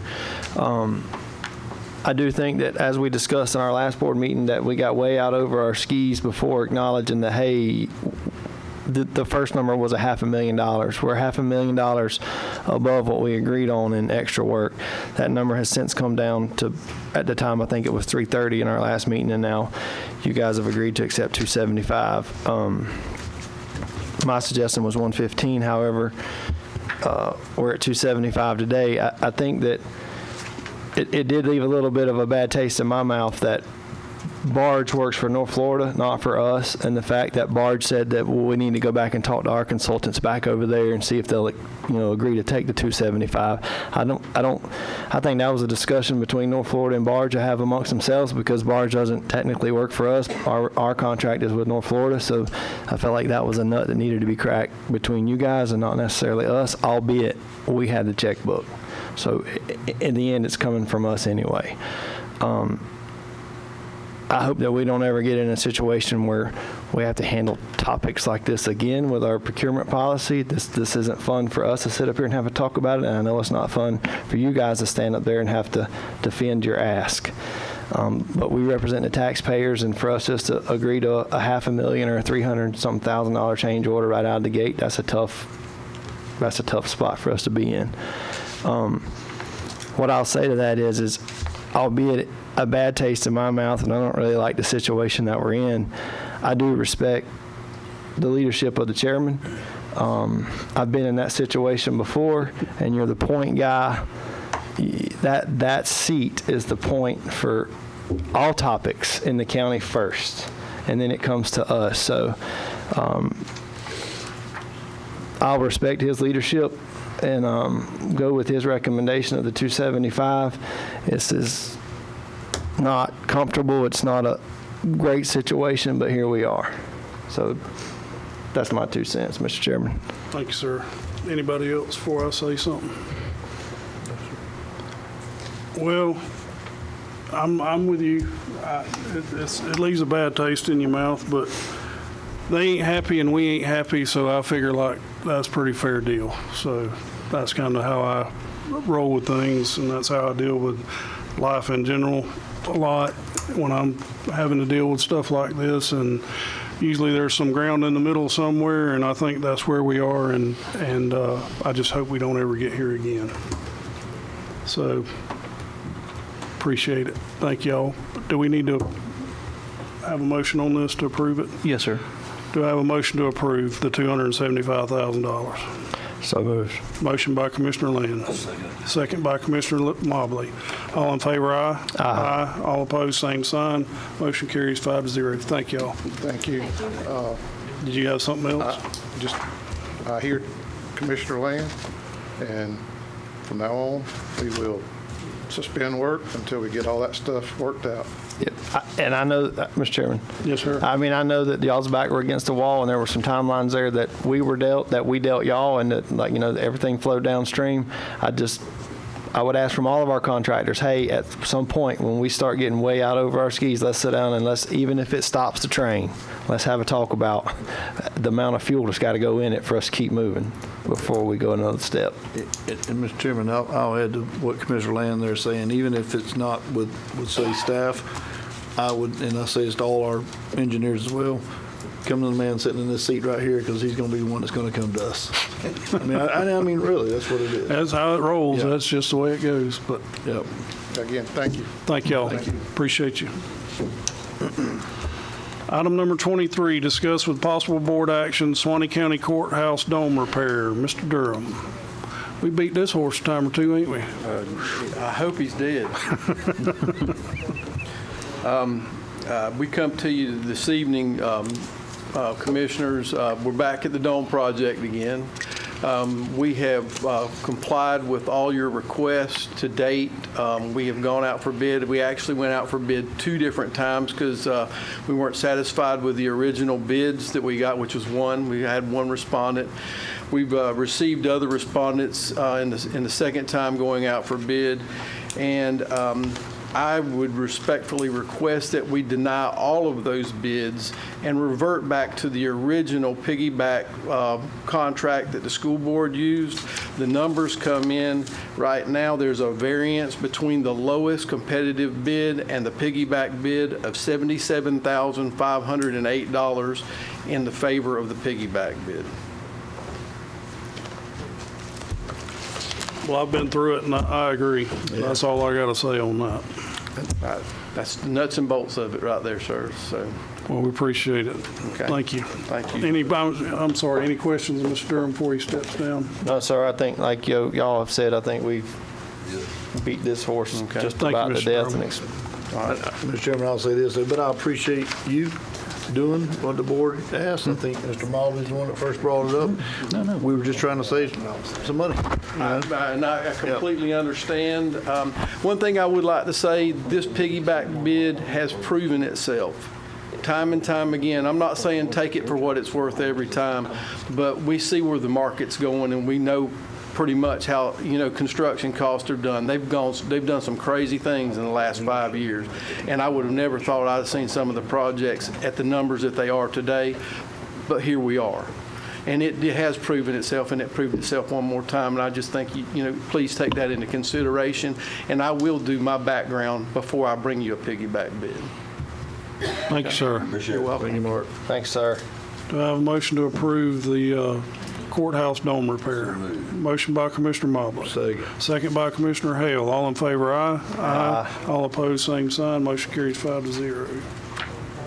Item number 24, discuss with possible board action authorization to lease an Alltech LR 860 bucket truck Freightliner M2-106 from Alltech utilizing Sourcewell contract for 60 months. And Ms. Flanagan's not here. And I have had discussions, I've had discussions on this bucket truck before now, and it is a true need for Public Works. We probably should have done it several years ago before we got to this far, but being what it is, I'm all in favor of it, so I'll just let the board, do y'all have any? I'll just say, Mr. Chairman, thank you. I didn't know we had a bucket truck. I thought International owned it, because every time I asked for it was over getting worked on. So, Yeah, it was that, for sure. So, yeah, we need a truck. We do. Yep. So. Mr. Chairman, I would agree with both of you guys, if not just to fix the CERT antenna, but I think one thing that I've been getting a lot more calls about is the amount of trees that were harmed by the storm, by the amount of stress that they incurred, but didn't actually fall over. So I'm getting a lot of calls now, way more than prior to Adelia and Helene, of, hey, there's a dead tree here and the limbs are falling out on the road. But as we all know, a dead pine tree specifically is not safe to cut from the bottom, so they have to start toward the top and kind of take it down. But so I think that without a bucket truck, how does the county remove those trees as they're dying from the stress that was caused during the storm and eliminate them? So I'm in support. Thank you, sir. I'm in support too. Mr. Chairman, if I may say one thing? Yes, sir. Just, I know this goes without saying, but if for some reason any non-county employee is going to end up in that bucket truck, please see me for a liability waiver. Thank you. I was thinking that. And I'll add one more thing, Mr. Chairman, while we're on that. Exactly what Commissioner Land just said, but since that truck's been down, it seems to be broke every time I have a call on one of those limbs, those ones that were messed up, or just something new. And not taking anything from our local guys, but we're having to hire local tree surgeons to go out and do this because the truck's down. Yeah. Just crazy. So anyhow, go ahead. Oh, I'm sorry. Go ahead, Mr. Moses. Still Moses Klepper, and Block Masons are licensed and insured as well. But on the bucket truck, I don't know if the 231 purchase price is good or not. I didn't go out to look at that, although I do have a guy on standby who'd love to do business with our county. He was going to save us $40,000 per unit on the Mack dump trucks. But anyway, what I do know from what I've read, that on this consideration, it lists that the life expectancy is 5 to 7 years, and that may be for Suwannee Valley Electric Co-op. But I know that this is a diesel engine and well, both the transmission and the Allison transmission and engine are like 1 million mile drivetrains. So that truly could be put up to 15 to 20-year lifespan. This truck's not going to go out our county. I understand it's going to be, well, y'all have already said about trimming trees. I'm not opposed to getting it. My opposition is to once again going into one of these leases, and the 215 lease or the $43,000 a year will that one will be where you have to, if you want to purchase it, say it's worthwhile at the end of the 5 years, you want to purchase it, well, you have to pay for the market value, as I understand. And the market value of a 2021 truck, like what y'all are considering purchased or leasing, the market value right now for a 5-year-old unit is approximately $175,000. So that lease would not be a win. If we went with the other lease at $52,000 a year, that would be $260,000 at the end of 5 years. And then I understand that that's about what it would cost us. So from the initial price of $231 to purchase it outright, and we'd have to do the maintenance opposed to leasing it for $52 a year and having a total of $260 at the end and not have to purchase it for market value. If y'all choose to lease it, so we're talking maybe $30,000 additional cost to us for them to keep the maintenance on it. As I mentioned to Miss Brenda, what fails in them things is the joints. Boys don't grease the joints. Anybody who's got a front-end loader tractor knows that those joints go out because you failed to put grease in them. You know, so I think at the end of 10 years, that truck would still be worthwhile if we would purchase it. So please, if you go to lease it, consider the other one. So it's just going to be cheaper as on the long run. Thank you, sir. And I think what Mr. Clipper is referring to is there's a municipal lease purchase and a fair market value lease. And the one I would choose is the municipal lease purchase. That's just pretty much just a financing arrangement to buy the truck, and we own the truck at the end. If you go the fair market value, yeah, it's $1,000 a month cheaper, but then you got to purchase the vehicle back at whatever fair market value is at that time. So I would be in favor of the municipal lease purchase. Mr. Chairman. Commissioner Hale. I know you know more about these big trucks than I do, but I will say I looked at it, and obviously the Allison transmission, the Cummins engine, I mean, that's the cream of the crop there when it comes to trucks like this. And I don't think we had any problems, Mr. Clipper, with joints and things like that. It was the engine in that other truck, just being, not knocking International, but just the engine wasn't no good. But, Mr. Chairman. You tell us, sir. Oh, I'm sorry. Land. I thought Commissioner Hale was done. I'm done. Two things. One, I will agree with Mr. Klepper that I think that we have a full service shop, and I think that and I'm not knocking the shop, but I think that we could do better about maybe servicing and taking care of some of our own equipment that we own. Not that we do a bad job now, but I do think that sometimes there's advantages in us owning equipment versus leasing it, because we do have a shop that can maintain it. But where I disagree with Mr. Klepper is, and honestly, like Mr. Chairman, I personally like that fair market value lease annually, because as Mr. Klepper stated, and I think Mr. McWaters will attest, it's not the engine and the transmissions that are going to tear up on that. It's going to be the joints and the bucket, and that stuff is specialty equipment. Specialty equipment is very expensive to repair because there's only a certain amount of people that do it. And I'm not interested in sending an employee 60 foot in the air, 40 foot in the air, and a 10-year-old bucket truck. I'm not getting in it. I'm not going to ask them to get in it. So, those things are dangerous. There's a reason why those guys have got a lot of training in what they do, because of they're not operating on the ground, they're up in the air. But the way that I read it, and no disrespect, Mr. Chairman, whatsoever, but the way that I read it on the annual lease for the fair market value, is at $43,135 annually, and the municipal lease is at $52,433. That's $9,000 some odd dollars difference. But if we intend on purchasing it, then yes, I would agree. The municipal lease at the 52 is the way to go. If we intend on continuing to lease those on 5-year terms, I preferably like the 43 better, knowing that we're going to turn it in and get a brand new one for our guys to use at the end of 5 years. But I mean, that's just something for us to talk about. Well, and I agree with you. I mean, I get it. I was just thinking in terms of purchasing it and not swapping it out. Right. If you want to swap it out, yeah, the fair market value lease is the way to go. So I guess maybe it just depends on what you want to do. Do you want to buy it and keep it, or do you want to swap it out every 5 years? in my opinion, on something as a specialty equipment as one bucket truck, if we only got one, I want one that works, not one that, as he called, that he thought International owned, that was always in the shop, but due to his age, yeah, because it's always parked over there. So, I mean, in my opinion, this is one of those pieces of equipment that we only got one. Maybe we want a newer one that works consistently versus one that we buy that we only got one.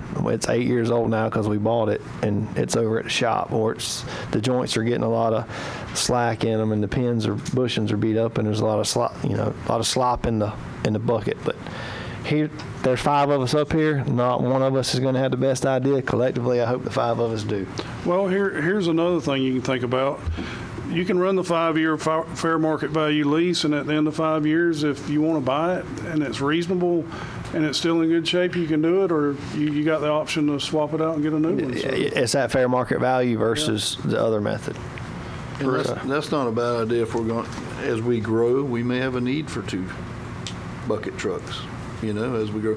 Can you re-chassis those, so to speak, Franklin? Do you know? I have no idea. I don't deal with bucket trucks. Mr. Gotcha. McWaters could probably tell us that. Yeah, I was hoping. I'm sure they don't. They just buy new ones when it's time. In my experience, they replace the gears and the joints and keep the truck, because the diesel engine and the Allison transmission isn't what's worn out. It's the gears on the bottom and the joints in the bucket, the bushings and pins. I call it a re-chassis, like y'all do an ambulance or something like that. I think that's why you see a lot of your tree surgeons running used lineman trucks as their buckets, because the truck's not worn out, and they've went in and done a little bit of maintenance. And right. Up to you guys. I'll just throw it out a different opinion. Good point. That's a good point. I was just coming from the aspect of buying it and owning it. That's where I was coming from. And most of the time I would agree with you on that. But in this case, if we only got one, I want one that works. I'm good with the fair market value lease too. At 5 years, we can reassess it. So however y'all want to go. Yeah, I mean, Mr. Chairman, I agree with you 95% of the time. In this one, it's one piece of equipment. It's $230,000. It ain't like we're talking about $1 million or $2 million piece of equipment. It's $230,000 any way you slice it. So my vote would be, let's lease the first one for 5 years and see what at the end of the 5 years, if it's we want to keep it and it's in great shape, we have that option to do with the fair market value. If we say, hey, we really use this thing way more than we thought, let's turn it in. It's the only one we got. Let's turn it in and get another one, a brand new one. And I am good with that. That's just my opinion. Everybody else has one too. Commissioner Motley. Gene, how long did we get out of that last one we had? You know how old it is?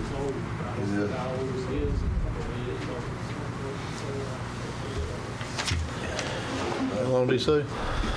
He just said it was it before Eugene or after you came to work here? No, it ain't been here before that's how I was using to determine what the age was. Gene been here since before I've been alive. He's been here since the beginning of the time. I'm good with the fair market value lease, and I think that's probably a good idea too. I mean, it's 6 of one, a half dozen of the other. That's right. I would just put in a different. It truly doesn't matter to me, but I would just put a different spin on it. How about this? I'll call for a motion for fair market value lease. Do I have a motion to approve that? With the annual payment of the $43,135. Correct. So moved. That's what I see. Motion by Commissioner Land. Second by Commissioner Mobley. All in favor, aye? Aye. Aye. Motion carries 5-0. I guess we won't need to go any further. Thank you, Commissioner Land. Yes, sir. Thank y'all.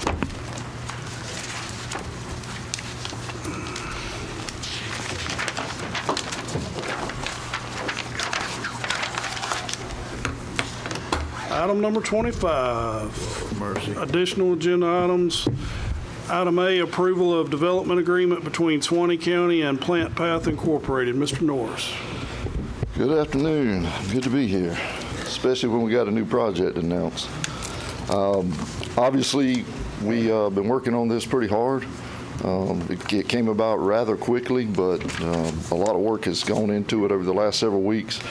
I'm going to touch a little bit on the high points, and then I'm going to, if it's okay, probably ask the county attorney to help me weed through the other stuff. So Plant Path is actually a company that produces stevia.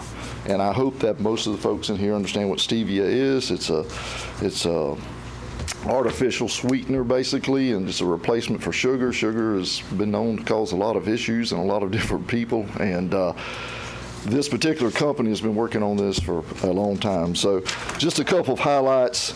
And I know each and every commissioner had a one-on-one meeting with the company, and so you are familiar with this information, but just for the public, I wanted to mention that artificial sweeteners do carry persistent taste and safety concerns. We know that. 90% of the global stevia market comes from China. And this will all be, of course, American-made and hopefully Suwannee County-made. And the industry has really seen no innovation over the last 30 years. Right now, global sweeteners are about a $125 billion business, and currently stevia is about 800 million of that. 2 billion of that is estimated by 2030 to go to the stevia side, and they're thinking it could be even more. Industry leaders like Pepsi, Coke, Nestle, Orgain, and others are actively seeking an alternative to sugar.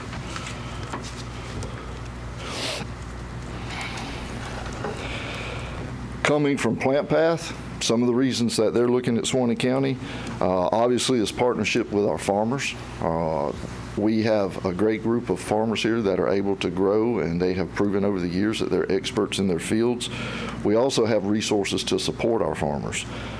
Our agricultural heritage was also something that was very attractive to this company. And then, of course, the climate itself and the location is perfect for growing the product. And then when you look at transportation, I mean, obviously I-10, I-75, and we have rail at the catalyst site. Right now, we're going to be discussing phase 1 and 2, which is setting up the initial product for drying. We'll be moving into processing next year, which will be phase 2. And of course, the initial component is looking at a 100,000-foot facility to get started and 40 jobs. There is a phase 3 and a phase 4 that significantly ramp up the operation. What they're looking for from Suwannee County is a great partner to be successful, support through our permitting agencies and our building departments, and I can say Mr. Meeks and our building official, Mac, have on board, and we've discussed this project, and they have sat in on our meetings, been very supportive. And of course, they need the infrastructure. They need the county to work with them on the infrastructure, which we are currently doing out there. With us, it's building a long-term economic partner, right? That's what we're looking to do. And we want to grow Suwannee County's role in American agriculture, and that's what this company wants to do here. That's a real big highlight. I'm going to jump back to some of the specific details that we went through on this project and how we kind of got here. But if it's all right, I'll go ahead and defer to the county attorney to kind of talk about the agreement we've got in front of us and some of the details and where we are. Mr. Morrison. Thank you, Mr. Chairman. Thank you, Mr. Norris. So this was tossed to me Friday, week before last, and thank you for that, because I got absolutely nothing else done last week. However, we were able to work through this agreement, and I'll take the 30,000-foot view, kind of describe the agreement, and then I want to give one kind of quick story just to understand why, just in my opinion, and maybe I shouldn't say it, I'm excited to work with this particular partner here in the county. So the way the agreement is set up, The macro terms that were brought as to what they need is they need about 68.25 acres over there in the catalyst site. And the way most of these economic development agreements are set up, it's county will give us the land if we create X number of jobs and or spend X number of dollars on infrastructure there on the site or building it, again, because the entire purpose of it is the catalyst, literally being that word, of creating jobs and manufacturing here in Suwannee County. The chairman negotiated a sales price with Plant Path. That sales price was $466,786.32 for the acres that they were going to get. So then it became an issue of how to structure the deal with the idea, and where I came from, and I was the one who kind of held a lot of this up last week, so I'll take the blame of trying to figure out the best way to protect the county to make sure that the county gets what it needs out of the agreement, to wit, jobs and investment in the catalyst site, while allowing this industry or this partner to be able to have access to the equity of the land and to use the land so that way they can move forward with building on it. And so kind of where this ended up is, if you looked in the deed is our ultimate source of security here. So it's even better than a mortgage with a bunch of different conditions because the conditions are written into the deed. And so what the deed says is we are transferring this property to Plant Path subject to 2 different independent reverter clauses. The first is that they have to spend at least $2.5 million on the real property and improvements on the real property. So we'll have active investment onto improving the property. That has to be done within 36 months of execution of the deed. They said that this should all be ready within 24. Again, the goal here is for them to be successful in construction. Things get behind schedule, so we went ahead and said, we'll give you 36 in the deed, just to give you as much opportunity to be successful as possible. The second independent reverter clause is that they have to create 40 full-time jobs where the primary location of that job is at the plant site in Suwannee County. So they will be Suwannee County jobs. They have to be Suwannee County jobs. You don't get to use some weird math to figure out where somebody else was going to be. So each of those are independent of the other. They have to satisfy both. If they do satisfy both, well, I'll start with what happens if they don't. If they don't satisfy either condition or both of the conditions, the county has an absolute right to make the county property revert, meaning the county gets the property back. And we just send them a notice that says, give it back. And they've got 10 days to do so. And they have to do it, and if they don't, we get to sue them, and they'll pay our attorney's fees because they've already agreed by accepting the deed that we're going to give it back to you. In the alternative to giving it back, they have the option to pay about $1.4 million to keep the property. And we were okay with that as an out, because if somebody's willing to pay $1.4 million to keep the property, then there's been a significant investment in the real property to show that it's being turned into a productive source of industry there in the catalyst site. So either way, the county's goals are being accomplished. So that's the best way we could figure to package it to protect the county, to ensure that the county's goals of real property there in the catalyst site is being fulfilled. The other thing that it's secured by is a note and mortgage. Again, we're selling it to them for $466,786.32, as won't be a surprise to anybody. If they manage to thread the needle and not have the county invoke either of those reverter clauses, so they spend the requisite amount of money, $2.5 million at least. It should be way more, but err on the side of helping them out. And they create the 40 jobs. Then at the end of the 5 years, the county will forgive the note and the property will be given to them, and the county will have gotten the benefit of that agreement. And if they don't satisfy it, well, they're going to have a much bigger problem, because they're going to have to give us back the property pursuant to the reverter clause, and they're going to have to still owe on the mortgage.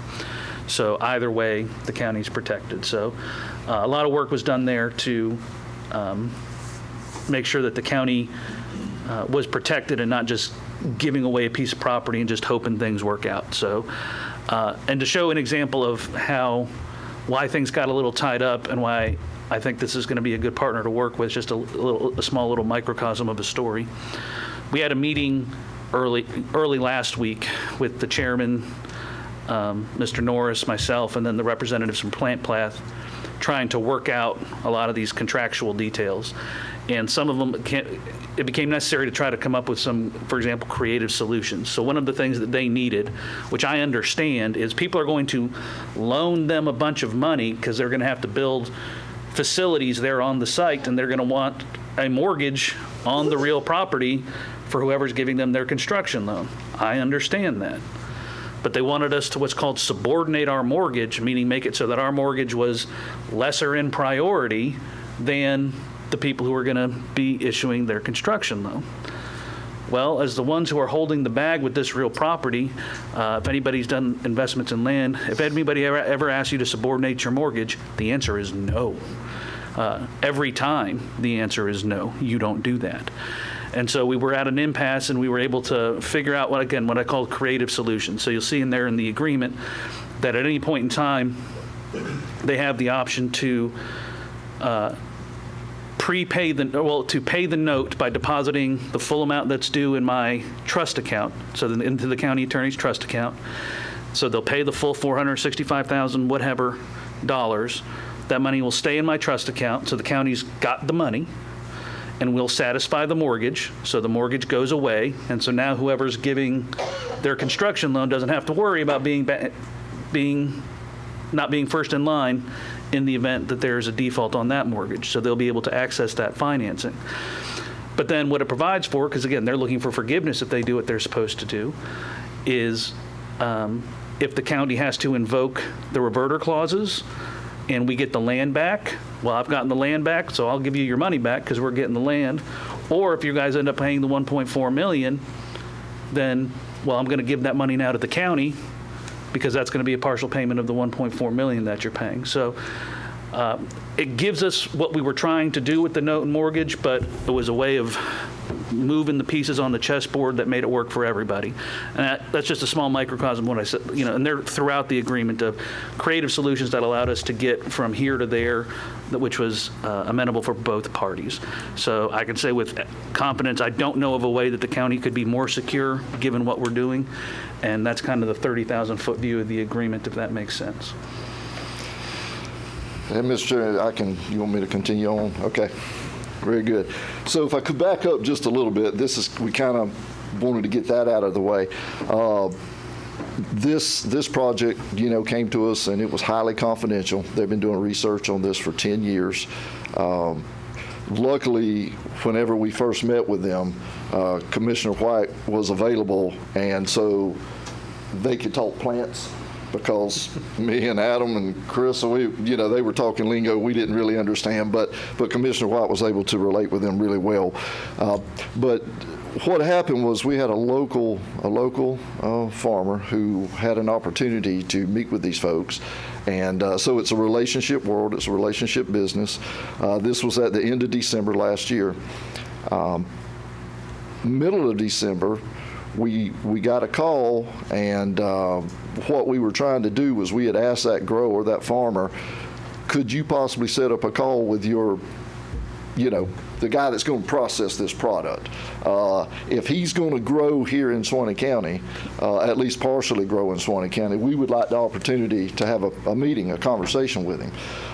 So they kind of set up a courtesy call, and we set a date, and that kind of got moved around. And probably at the end of the day, the end of the week, I think, Carissa, we actually got a call from the owner that said that we're going to come down Monday. That's the only time I got on my schedule. If you want to meet with us, can we meet with you on a Monday? Okay, sure. So we kind of cleared our schedule, so to speak. We met with him. He got here mid-morning. Commissioner White was there, Chris and I. And we spent all morning talking shop, talking about Suwannee County, talking about this project. We didn't even leave for lunch. We sat through, and then we loaded up. We went out to the catalyst site. We toured the property, and really, really good visit. From there, we kind of roll on into February, and the company called. This company was already locating in North Carolina. They had already had equipment shipped to North Carolina. So we got in late in the game. So now we're chasing the project. But when he went and saw the catalyst site, he saw the location, he saw the interstate. He really liked it. He called us in February and he said, you know what, when we had the conversations about why are you growing in Florida and shipping to North Carolina to process, and I started really thinking about that logistically in dollars and cents and what that looks like, he was like, you're absolutely right. And your location is perfect. So all we need is a piece of property. It's got to have water. It's got to have wastewater. It's got to have natural gas. Luckily, we're working on the wastewater. We're close. The timing of this puts a little pressure on us, but I'm confident we'll get there. The water's there, natural gas, sitting down where the sawmill is, right? So we know that's there. So that worked out very well. During the process, when he decided to come, that equipment that he had already shipped to North Carolina, he realized quickly had to come away from North Carolina because he had to tell them he wasn't coming. And that was the agreement that the attorney has. I'm going to buy him dinner, I guess, or something. But he had to come up with an agreement very quickly because he had to get his stuff off of their property and get it here to Suwannee County. And this stuff had to be lifted with massive cranes. It's all out there on site right now. We didn't even talk about that in this agreement because that's more on the tangible side, but there's $4 million sitting on the ground out there right now. But also, since they have been here, we were able to get Mr. Bailey to go out. He had some concerns about the water, the wastewater, what that looked like, the connections to that. He was able to talk to him. He also had, we all have to deal with water management. So Mr. Furry and Mr. Bailey, myself, we went and met with Suwannee River Water Management, and we were able to have some good conversations on how we could approach this project because it was an ag project, and with it being in phases, that was very favorable. We kept working through the process. Like I said, I want to mention certainly Ron and Mac and that team. We had to talk to those guys and be sure everything was going to work out with what they saw. He's got to get permitted very quickly because crops are being put in the ground right now. They are being planted. So they have to be able to, and you guys that are in the farming business, I think when we were meeting, Commissioner Land even had this conversation. There's a certain amount of time from when you got to harvest it till you get it out of the field, till you got to dry it, and if you don't meet that timeline, you've got a wasted crop. So obviously, with the money being in the ground, he has got to get this thing up and running. We have no doubt about that. Again, the water, wastewater, critical. So I know Mr. Furry is working on that other $8 million. And we're going to get that plant up and running since I promised we would. Also, when you think about it, this project for us, the state of Florida now has kind of changed some of their target industries, and they've actually added agribusiness, right, to their target industry. It's always been one of ours locally, but they've added that. That's very attractive to people, so it's very attractive to the state for this project to be coming in as well. And it's not only going to be the 40 initial employees, and the $2.5 million, that's to put the foundation in, right? But the foundation made it real property because now it's tied to the land. It's $40 million is actually what is going to be invested in phase one, just so we know it's not really $2.5 million. But that was the real piece that would be in the ground we couldn't take back up. So between the 40 jobs and the $40 million in the first couple of phases, this is a great project. And then moving forward, you got to think about the farmers that are going to be out there. Right now, they're starting with a few hundred acres, which is going to ramp up to a few thousand acres, which is going to ramp up to thousands of acres once this project gets at full capacity over the next couple of years. The goal here is for Suwannee County to kind of become the stevia capital of the world. We also know that there's large companies that got their eyes on this. That information has been provided to us, and we know what that looks like. And so we were very, very proud to bring the project forward. But you sit and you think, and the project didn't happen today or yesterday or back in January, really. This project happened when Commissioner Land said he knew somebody that owned that property about 2.5 years ago, and if we were interested in it, he could put us in contact with them. You guys took it upon yourself to purchase that property.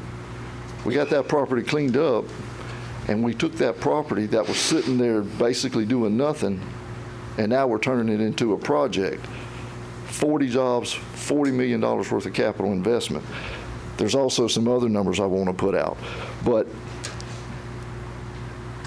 thinking like that is how we get ahead. Thinking like that is how those companies will pay those property taxes that are eventually going to, something's going to happen with, right? But we get the burden off of the individual and we get it onto the corporate side, right? So now we can lower the millage rate if we don't do away with property taxes, whatever the state wants to do.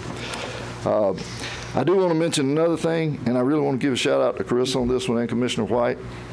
That Monday that they called and wanted to meet with us, that was the only day they could meet with us. The county was closed. The county was not open. It was January 19th, Martin Luther King Day. And everybody else had plans.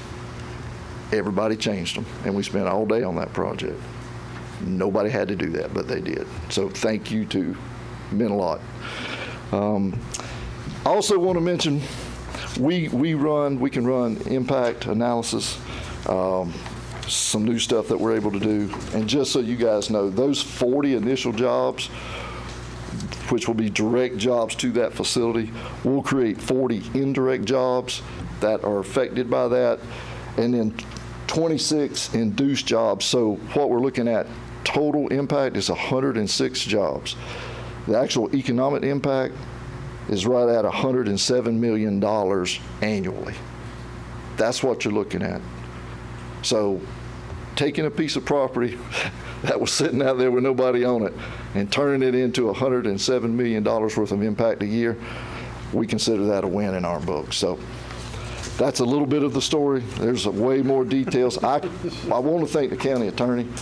Absolutely. He is not lying.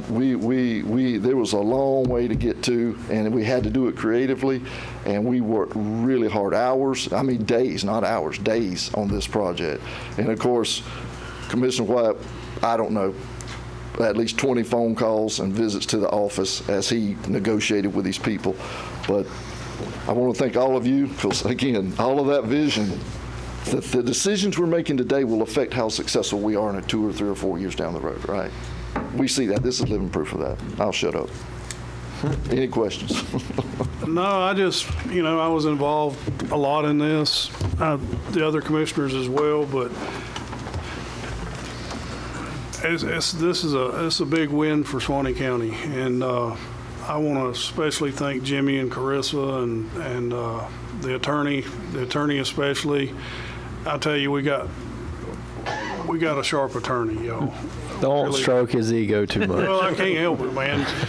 We were sitting there pulling our hair out on this thing, trying to figure out, we were at an impasse of how to make this happen, and we weren't given, they weren't given, and Adam come up with the idea of prepaying the mortgage, and wow, nobody seemed to think of that but Adam, and that's what sealed the deal and made it all work, covered the county and covered them as well.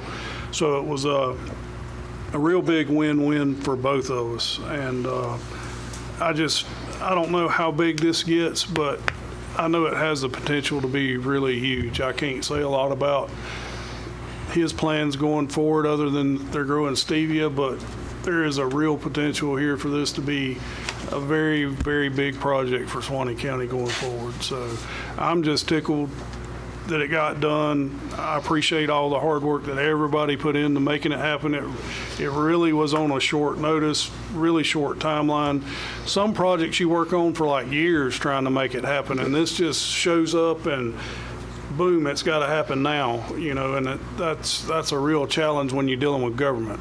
Now and right now don't work for government. So it's a hats off to everybody that was involved. Really put a lot of time into it, and really good company, I think, to work with. And I'm just proud they're coming to Suwannee County. So, yes, sir. As long as y'all vote appropriately. Well, I should say if everybody approves it, I'll be proud they're coming to Suwannee County. But hey, seriously, and I think y'all heard me, but each and every one of these commissioners took time out of their day to come sit down with this company and talk to them. And so they have seen them face to face. They talked about this project. They understand this project inside and out. That's important. That made a difference. The company clearly said, we have never seen this kind of engagement and service from any community we've ever been in. And this particular gentleman has been in a lot of different businesses. He's done a lot of things. Commissioner Land, I think we identified some of the stuff he has created and done in the past. And so thank y'all, because that made a huge impact on this company. Well, it's just a good fit for the county. It's an ag business. It's farming. It helps our farmers. We've been corn, peanuts for as long as I can remember, and this gives an option for something else. So. Yeah, and if it grows to the threshold that we are hoping that it won't just be Suwannee County. No. It will be surrounding counties that'll be working with this company in the future. So. Mr. Chairman. Go ahead, Travis. I just was going to echo what the chairman said. The amount of staff that came to the table and rolled up their sleeves to meet with these folks and the commissioners too. We were given short timelines on when those folks could meet, and hey, I need you here at this time. Can you do it? Like, not really. I gotta have it. Okay. And I'm sure that the other guys kind of said the same thing, and it just the amount of effort put into it. And I think like you've said and the other folks have said too, I think that this if we can get to the finish line, I think these folks are serious. Out of all the ones that I've worked with in the past 6 years on the board now, I probably will put this one at the highest percentage of being successful. They seem to have their stuff in line and the resources to make it happen, and the amount of time they've already invested into this. But I do have a question for the attorney, and I would like to piggyback off what the chairman said and state for the record that Mr. Morrison and all of his intelligence did graduate from Florida State. Yes. Go Noles. Yes, he did. Blind hog will find an acorn every now and then. But I do have a question for the attorney. And I think I understand this. I think I follow it, but he's the lawyer, so I want him to break it down for me. In the trust account, y'all came up with roughly $460,000 as a security, if you will, but there's $1.4 million listed as like a reversion avoidance. So, and my question is that if we release our mortgage, number one, does the reverter clause still exist even if he takes a first mortgage with a different lender? And if it does exist, should he default with that lender, they default with that lender, what shape is our reversion clause on the deed is against a probably significantly higher first mortgage? Right, and so that's why, it's an excellent question. That's why the reverter clause is in the deed itself, because you can't get more primacy in a right to real property than language in the deed instrument. And so as compared to putting it into a mortgage where you could subordinate it, you could assign it, and all these other things can happen, since the easy way to think about it is if a bank lends money to this to this company, they can only lend on the quality of title that the company has. And the quality of the title that the company has is limited by the reverter clause because it's in there. And so no matter what, whomever lends money to this company, if it's secured by a mortgage on this real property, the lender darn well knows that they are lending money subject to the county's right to reverter. And so that is part of their risk assessment in determining whether or not to lend money to them. So to answer the question of if we do satisfy our mortgage, I'll get to how that works in a second, and somebody else becomes a first in line mortgage, what effect does that have on our ability to exercise the reverter clause? And the answer to that is absolutely zero. That's why it's in the deed instrument itself. The reason for the language for the satisfaction is that was a mechanism to try to allow the public records to read that our mortgage is satisfied. that money would be then sitting in my trust account. But we didn't want to destroy their incentive of having an opportunity to get the land for $0 should they accomplish. Basically, it's going to be either we're going to revert it or they're going to be successful, because that's the way the deed is set up. It's an A/B test. And so if they are successful, they do want to be able to, have gotten the property for free, which, I get it. And so by putting that money in my trust account, it guarantees the county has the money so we can put it towards an appropriate use vis-a-vis the real property, subject again to those reverter clauses, but it allows us to satisfy the mortgage and to give, because their lending institution doesn't want to be second in line if they're lending millions of dollars for construction on that real property. Now, but again, they're doing it subject to the reversion clause. And so, a them problem is when they go to a lender and the lender's like, you need to show us the plan to create these 40 jobs, because if you don't, then we got a problem. And that's also the reason why that $1.4 million alternative to the reverter clauses there is, if for some reason something does go a little haywire, they can spend that kind of money. But if they spend that kind of money, it will be that plus the amount due on the note and mortgage. Then that property is being turned economically viable, which is kind of the entire goal here that we have. So that's how that's set up. But to answer the question, because it's in the deed instrument, there is nothing anybody can do to compromise the quality of our ability to exercise those reverter clauses. Thank you, sir. I had to ask him 3 times, so. It took some figuring, but we got there.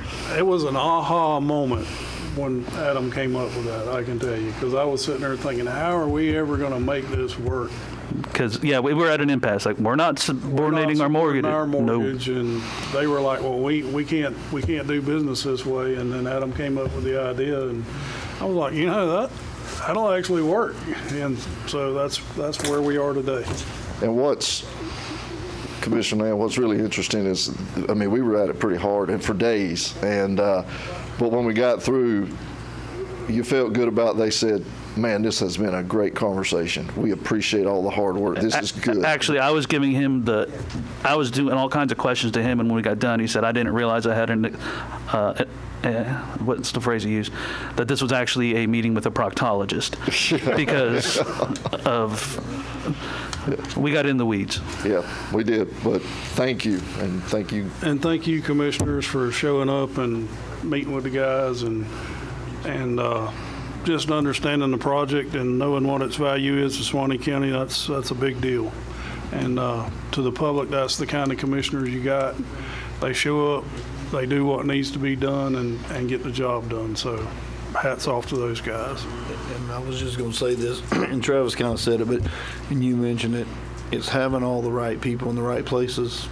And it was definitely, I appreciate you saying that about the commissioners, and I know we do look out for the interests of our citizens, but we got employees that think the same way we all do.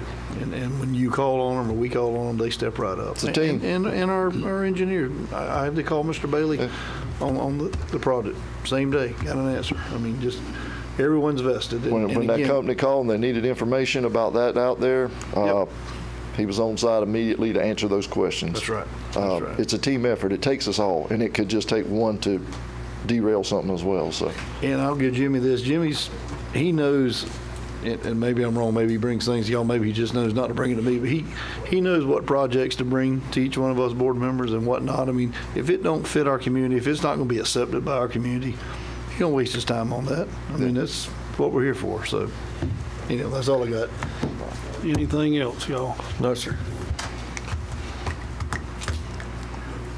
Mr. Chairman, assuming the board votes to approve the agreement, I would also ask the board to pass a second motion authorizing the chairman to execute any and all other documents that may be necessary to effectuate the intent of the agreement, because as a matter of course, something else is going to need to be signed, and that way we don't need to bring it back before the board.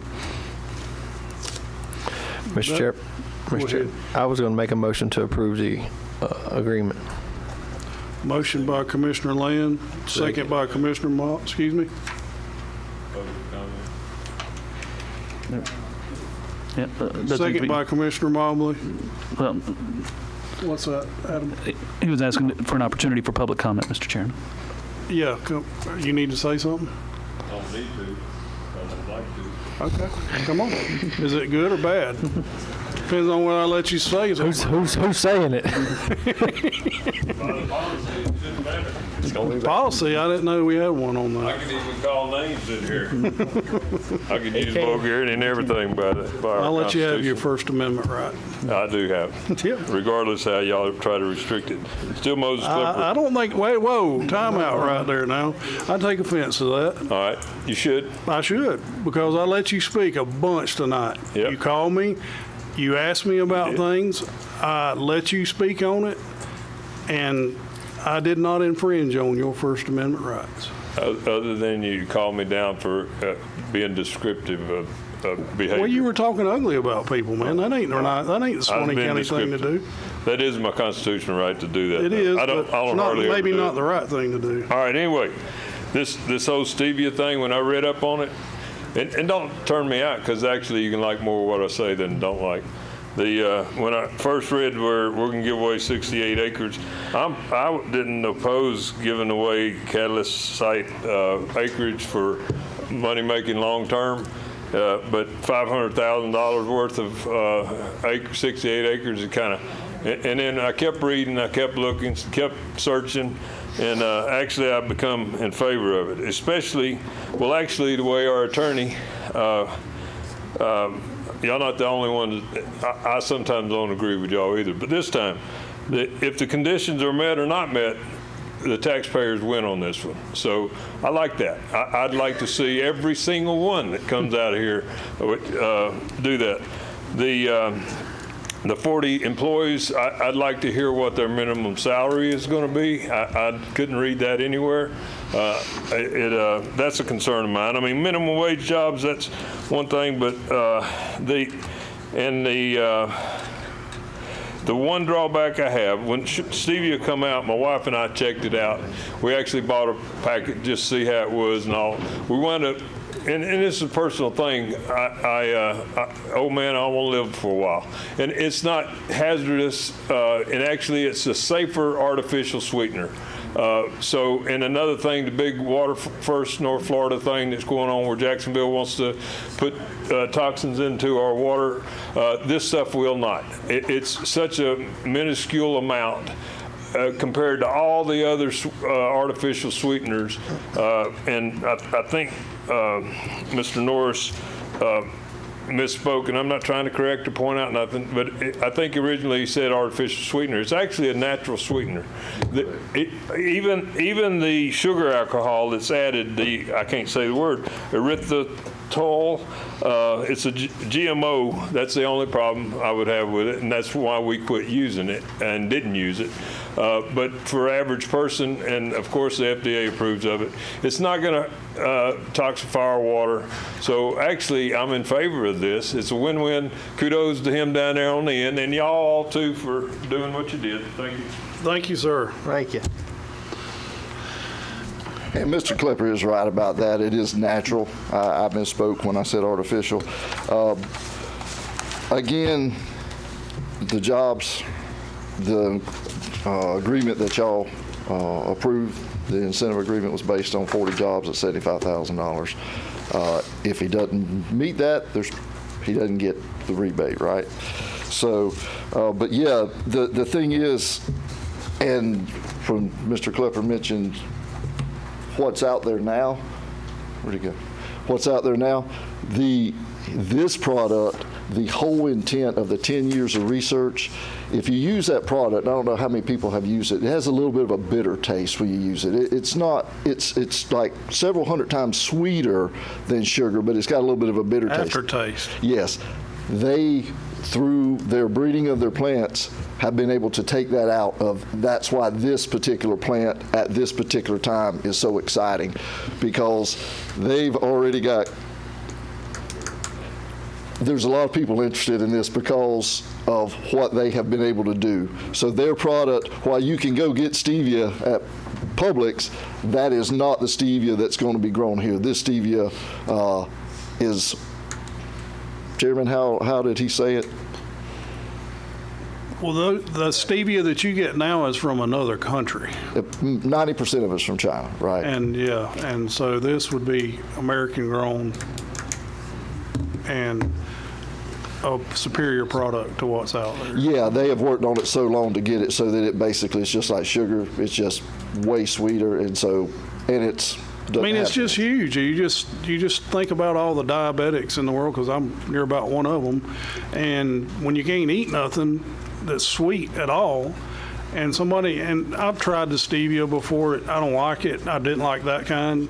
But when he came and started talking about this and how it was a better product and how it probably wouldn't have the aftertaste to it, that excited me, because as somebody that can't just sit and eat whatever they want to when they want to, like I used to, that's a big deal, man. And you just stop and think about that nationwide. If you've got companies making chocolate or whatever, and they can use this and it's no sugar involved, I mean, that's a huge thing. Matter of fact, one of the questions I asked the guy when he first sat down, I said, "What did Big Sugar say about this?" We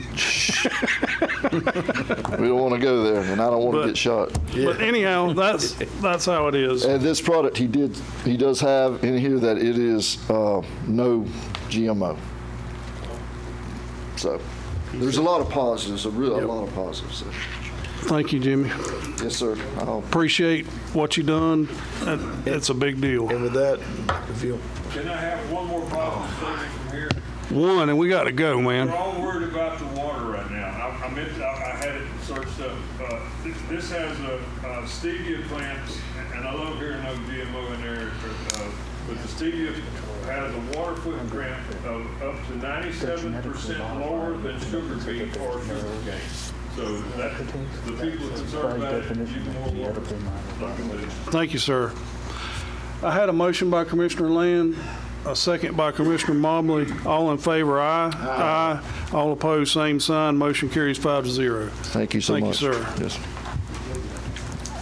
Mr. Chairman, if we could have a second motion to authorize the chair to authorize any ancillary documents as may be necessary to effectuate the agreement. Can I get a motion to approve that? Motion by Commissioner Fleming. Second by Commissioner Hale. All in favor, aye. Aye. All opposed, same sign. Motion carries 5-0. Item number B, approval of change order number 3 with Blackwater Construction Services for work associated with COVID isolation building. Budget impact $14,625.26 to be paid from grant proceeds. Mr. Fury, you want to comment on that? Not if you don't need one. I don't. I'd offer a motion. Motion by Commissioner Hale. Second. Second by Commissioner Land. All in favor, aye. Aye. All opposed, same sign. 5-0. Item number C, approve and ratify the waiver letter and application for disaster assistance local match waiver for Federal Emergency Management Agency, DR 4828 Hurricane Helene. Any conversation, or do I have a motion to approve? Motion approved. Motion by Commissioner Fleming. Second. Second by Commissioner Land. All in favor, aye. Aye. All opposed, same sign. Motion carries 5-0. Administrator's comments. I'll be brief. Read the room. I do have just a couple things. One, Mr. Mike, if you'll follow up with me, I know we exchanged emails, but I can get your number. We'll coordinate the bucket truck and the waiver. I assume you're going in it. Well, let me take some pressure off the attorney there. He's worried about a non-county employee being in the bucket truck. When CERT members or ARES members are on official CERT or ARES duties, we're covered by county insurance. Okay. We know that for sure because on a CERT assignment, she broke her wrist. Gotcha. Okay. Well, I'll coordinate with you then. We'll get the truck out there, and we're still going to get these. Was gonna mention Mike McWater has offered up Suwannee Valley's bucket truck too. So just kudos to him for making that offer. If we can't get our bucket truck coordinated. I think he. I did have an announcement to make for Scott Coons, the North Central Florida Regional Planning Council. They do have some open spots on the Transportation Disadvantaged Coordinating Board. It represents Columbia, Hamilton, and Suwannee counties. They're looking for volunteer board members. So if anybody in the community or online hears that and is interested, you can follow up with Lynn Franson at the council, or they can give me a call and I'll get them in touch. But I told him I would make that announcement. Just a couple announcements on our end. I have hired a project / grant manager. They should start, gentleman will start next week, I believe the 15th. So we'll bring him around and introduce you. I'm excited to get him on board and help take some things off of my plate. We're in the middle. We did a second round of interviews for the EM director. I expect to make a decision there in the next week or so, and would anticipate that somebody being on board around the 1st of May, I would think would be a good starting date for that. So update you on that as we go. Probably decision made before the next board meeting, but I'll update you guys when we get to that point. We do have a department head meeting tomorrow. We'll be starting the budget process right around the corner. So we'll be talking to the department heads and kind of strategizing where we want to go and where we can tighten up there and what that process looks like. All our projects are progressing. All our building projects, design builds, construction's moving along. If you've seen the structure down in Brantford, the steel's been erected. The COVID building, if you drive by Goldkist, huge block walls. They'll be erecting the metal structure the next 2 weeks there. John Hale Park, Douglas Center, everything, foundations are poured and waiting on the metal building. So progress is being made. I did want to recognize just Micah Taylor and the community paramedic program. A citizen reached out to me via email just to commend her and her team for a job that they are doing. Recently became aware of the program and how she had helped a citizen in that community paramedic program, and I shared with Chief, but just wanted to mention to you guys and publicly the impact that has on the community right now, and it's only going to expand, I think, with future funding we're getting on the rural health. And so anyway, just wanted to recognize Mike and her team and the job they're doing. Just repeat the same thing, you guys. Thank you to Jimmy and Carissa. I appreciate you guys recognizing them, and the chairman and the board, Adam. That was a huge team effort to get that across the line, and they were truly amazed at the work the county, government, bureaucrats did to bring a project here and to work with them and to anyway, do all that we could to help that project along the line. So thank you for that. Thank them as well. I think that's really all I have, unless you have any questions for me on anything. Okay. I think we'll start on this end, Commissioner Land. I'll keep it short and sweet. Just thank everybody for coming out. Appreciate all the county staff. Without them, we couldn't do what we do. It's almost 8 o'clock, so I'm going to leave it at that. Mr. Mobley. Thank you to the staff and everybody for coming, but I noticed Mr. Broders didn't speak tonight, but he left early. We hope he's okay. Yeah. And thank you to that Micah Taylor too. She, I've had to call her for help some people that we know, so she does a good job. Thank you. Mr. Fleming. Yeah, I was full spent, but I was listening, did a lot of listening tonight, and I'm proud of what's happening in our county, in Suwannee County. 16 years ago when I got elected, it has changed. We have a trust fund for the attorney. I sit and listen at the attorney. I think it was after I had retired, and we did meet with the attorney, and I kind of was a little abrasive. Apology go out to you, and I appreciate what you're doing in this county, and I appreciate your smartness, not because you went to Florida State. Yeah, thank you, Mr. Fleming. But yes, Gator fan. But I like to say that the county is moving forward, and I see a lot of new people here that's working diligently. I'm from the old school. New county administrator, new attorney, fire chief. So we are moving progressively. And I'm very proud at what's happening, what's going on, and I see how this county is moving. And what I'm most proud about was I didn't say anything concerning Mr. Bailey and Tory.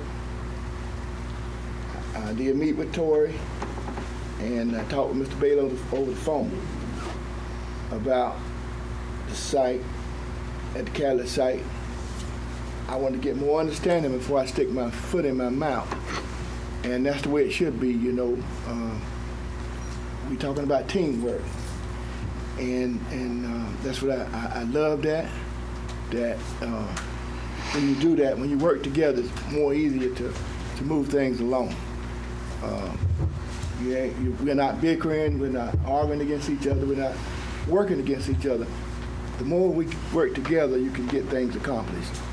And I know it's past our supper time, and I did eat a little bit, just a little bit today. So I hate to eat after 7 o'clock. Mr. Chairman, you shouldn't ask me to say anything, but I got more to say than you. Okay, well, I'm gonna be quiet. You ain't got your mic on. Thank you, Commissioner. Commissioner Hale. I won't regurgitate everything that's been said here tonight, but I appreciate all our staff and my board, obviously. I did want to mention we had the Heritage Park luncheon today. Appreciate Jimmy and Carissa and Mr. Fury going there, and the county was well represented, and appreciate them speaking. They had some great information they shared. And I want to mention this because this family is kind of big and are becoming a footprint in our community. They own the 406, the Skid-X out here, things like that, but they had a first annual Fishing for Hope tournament for their son, Will Carpenter, that passed. It was a fantastic fishing tournament. And I guess there's a reason they call it fishing and not catching, because I didn't catch enough to win. But we had a great time. One of our very own Jamie Driggers, I think him and his family finished third in the tournament. But I did win the silent auction on a Yeti cooler, and it went to a great cause. And just appreciate that family and all the people that participated in that. So that's it. Very good. Yep.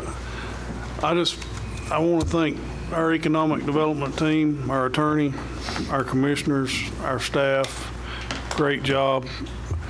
Teamwork makes the dream work. With that, I just need a motion to dismiss. Second. Motion by Commissioner Fleming, second by Commissioner Land. All in favor? Aye. Aye. I'm going to put this down here. If anybody wants to see it. I'm going to put this down here if anybody needs to see it.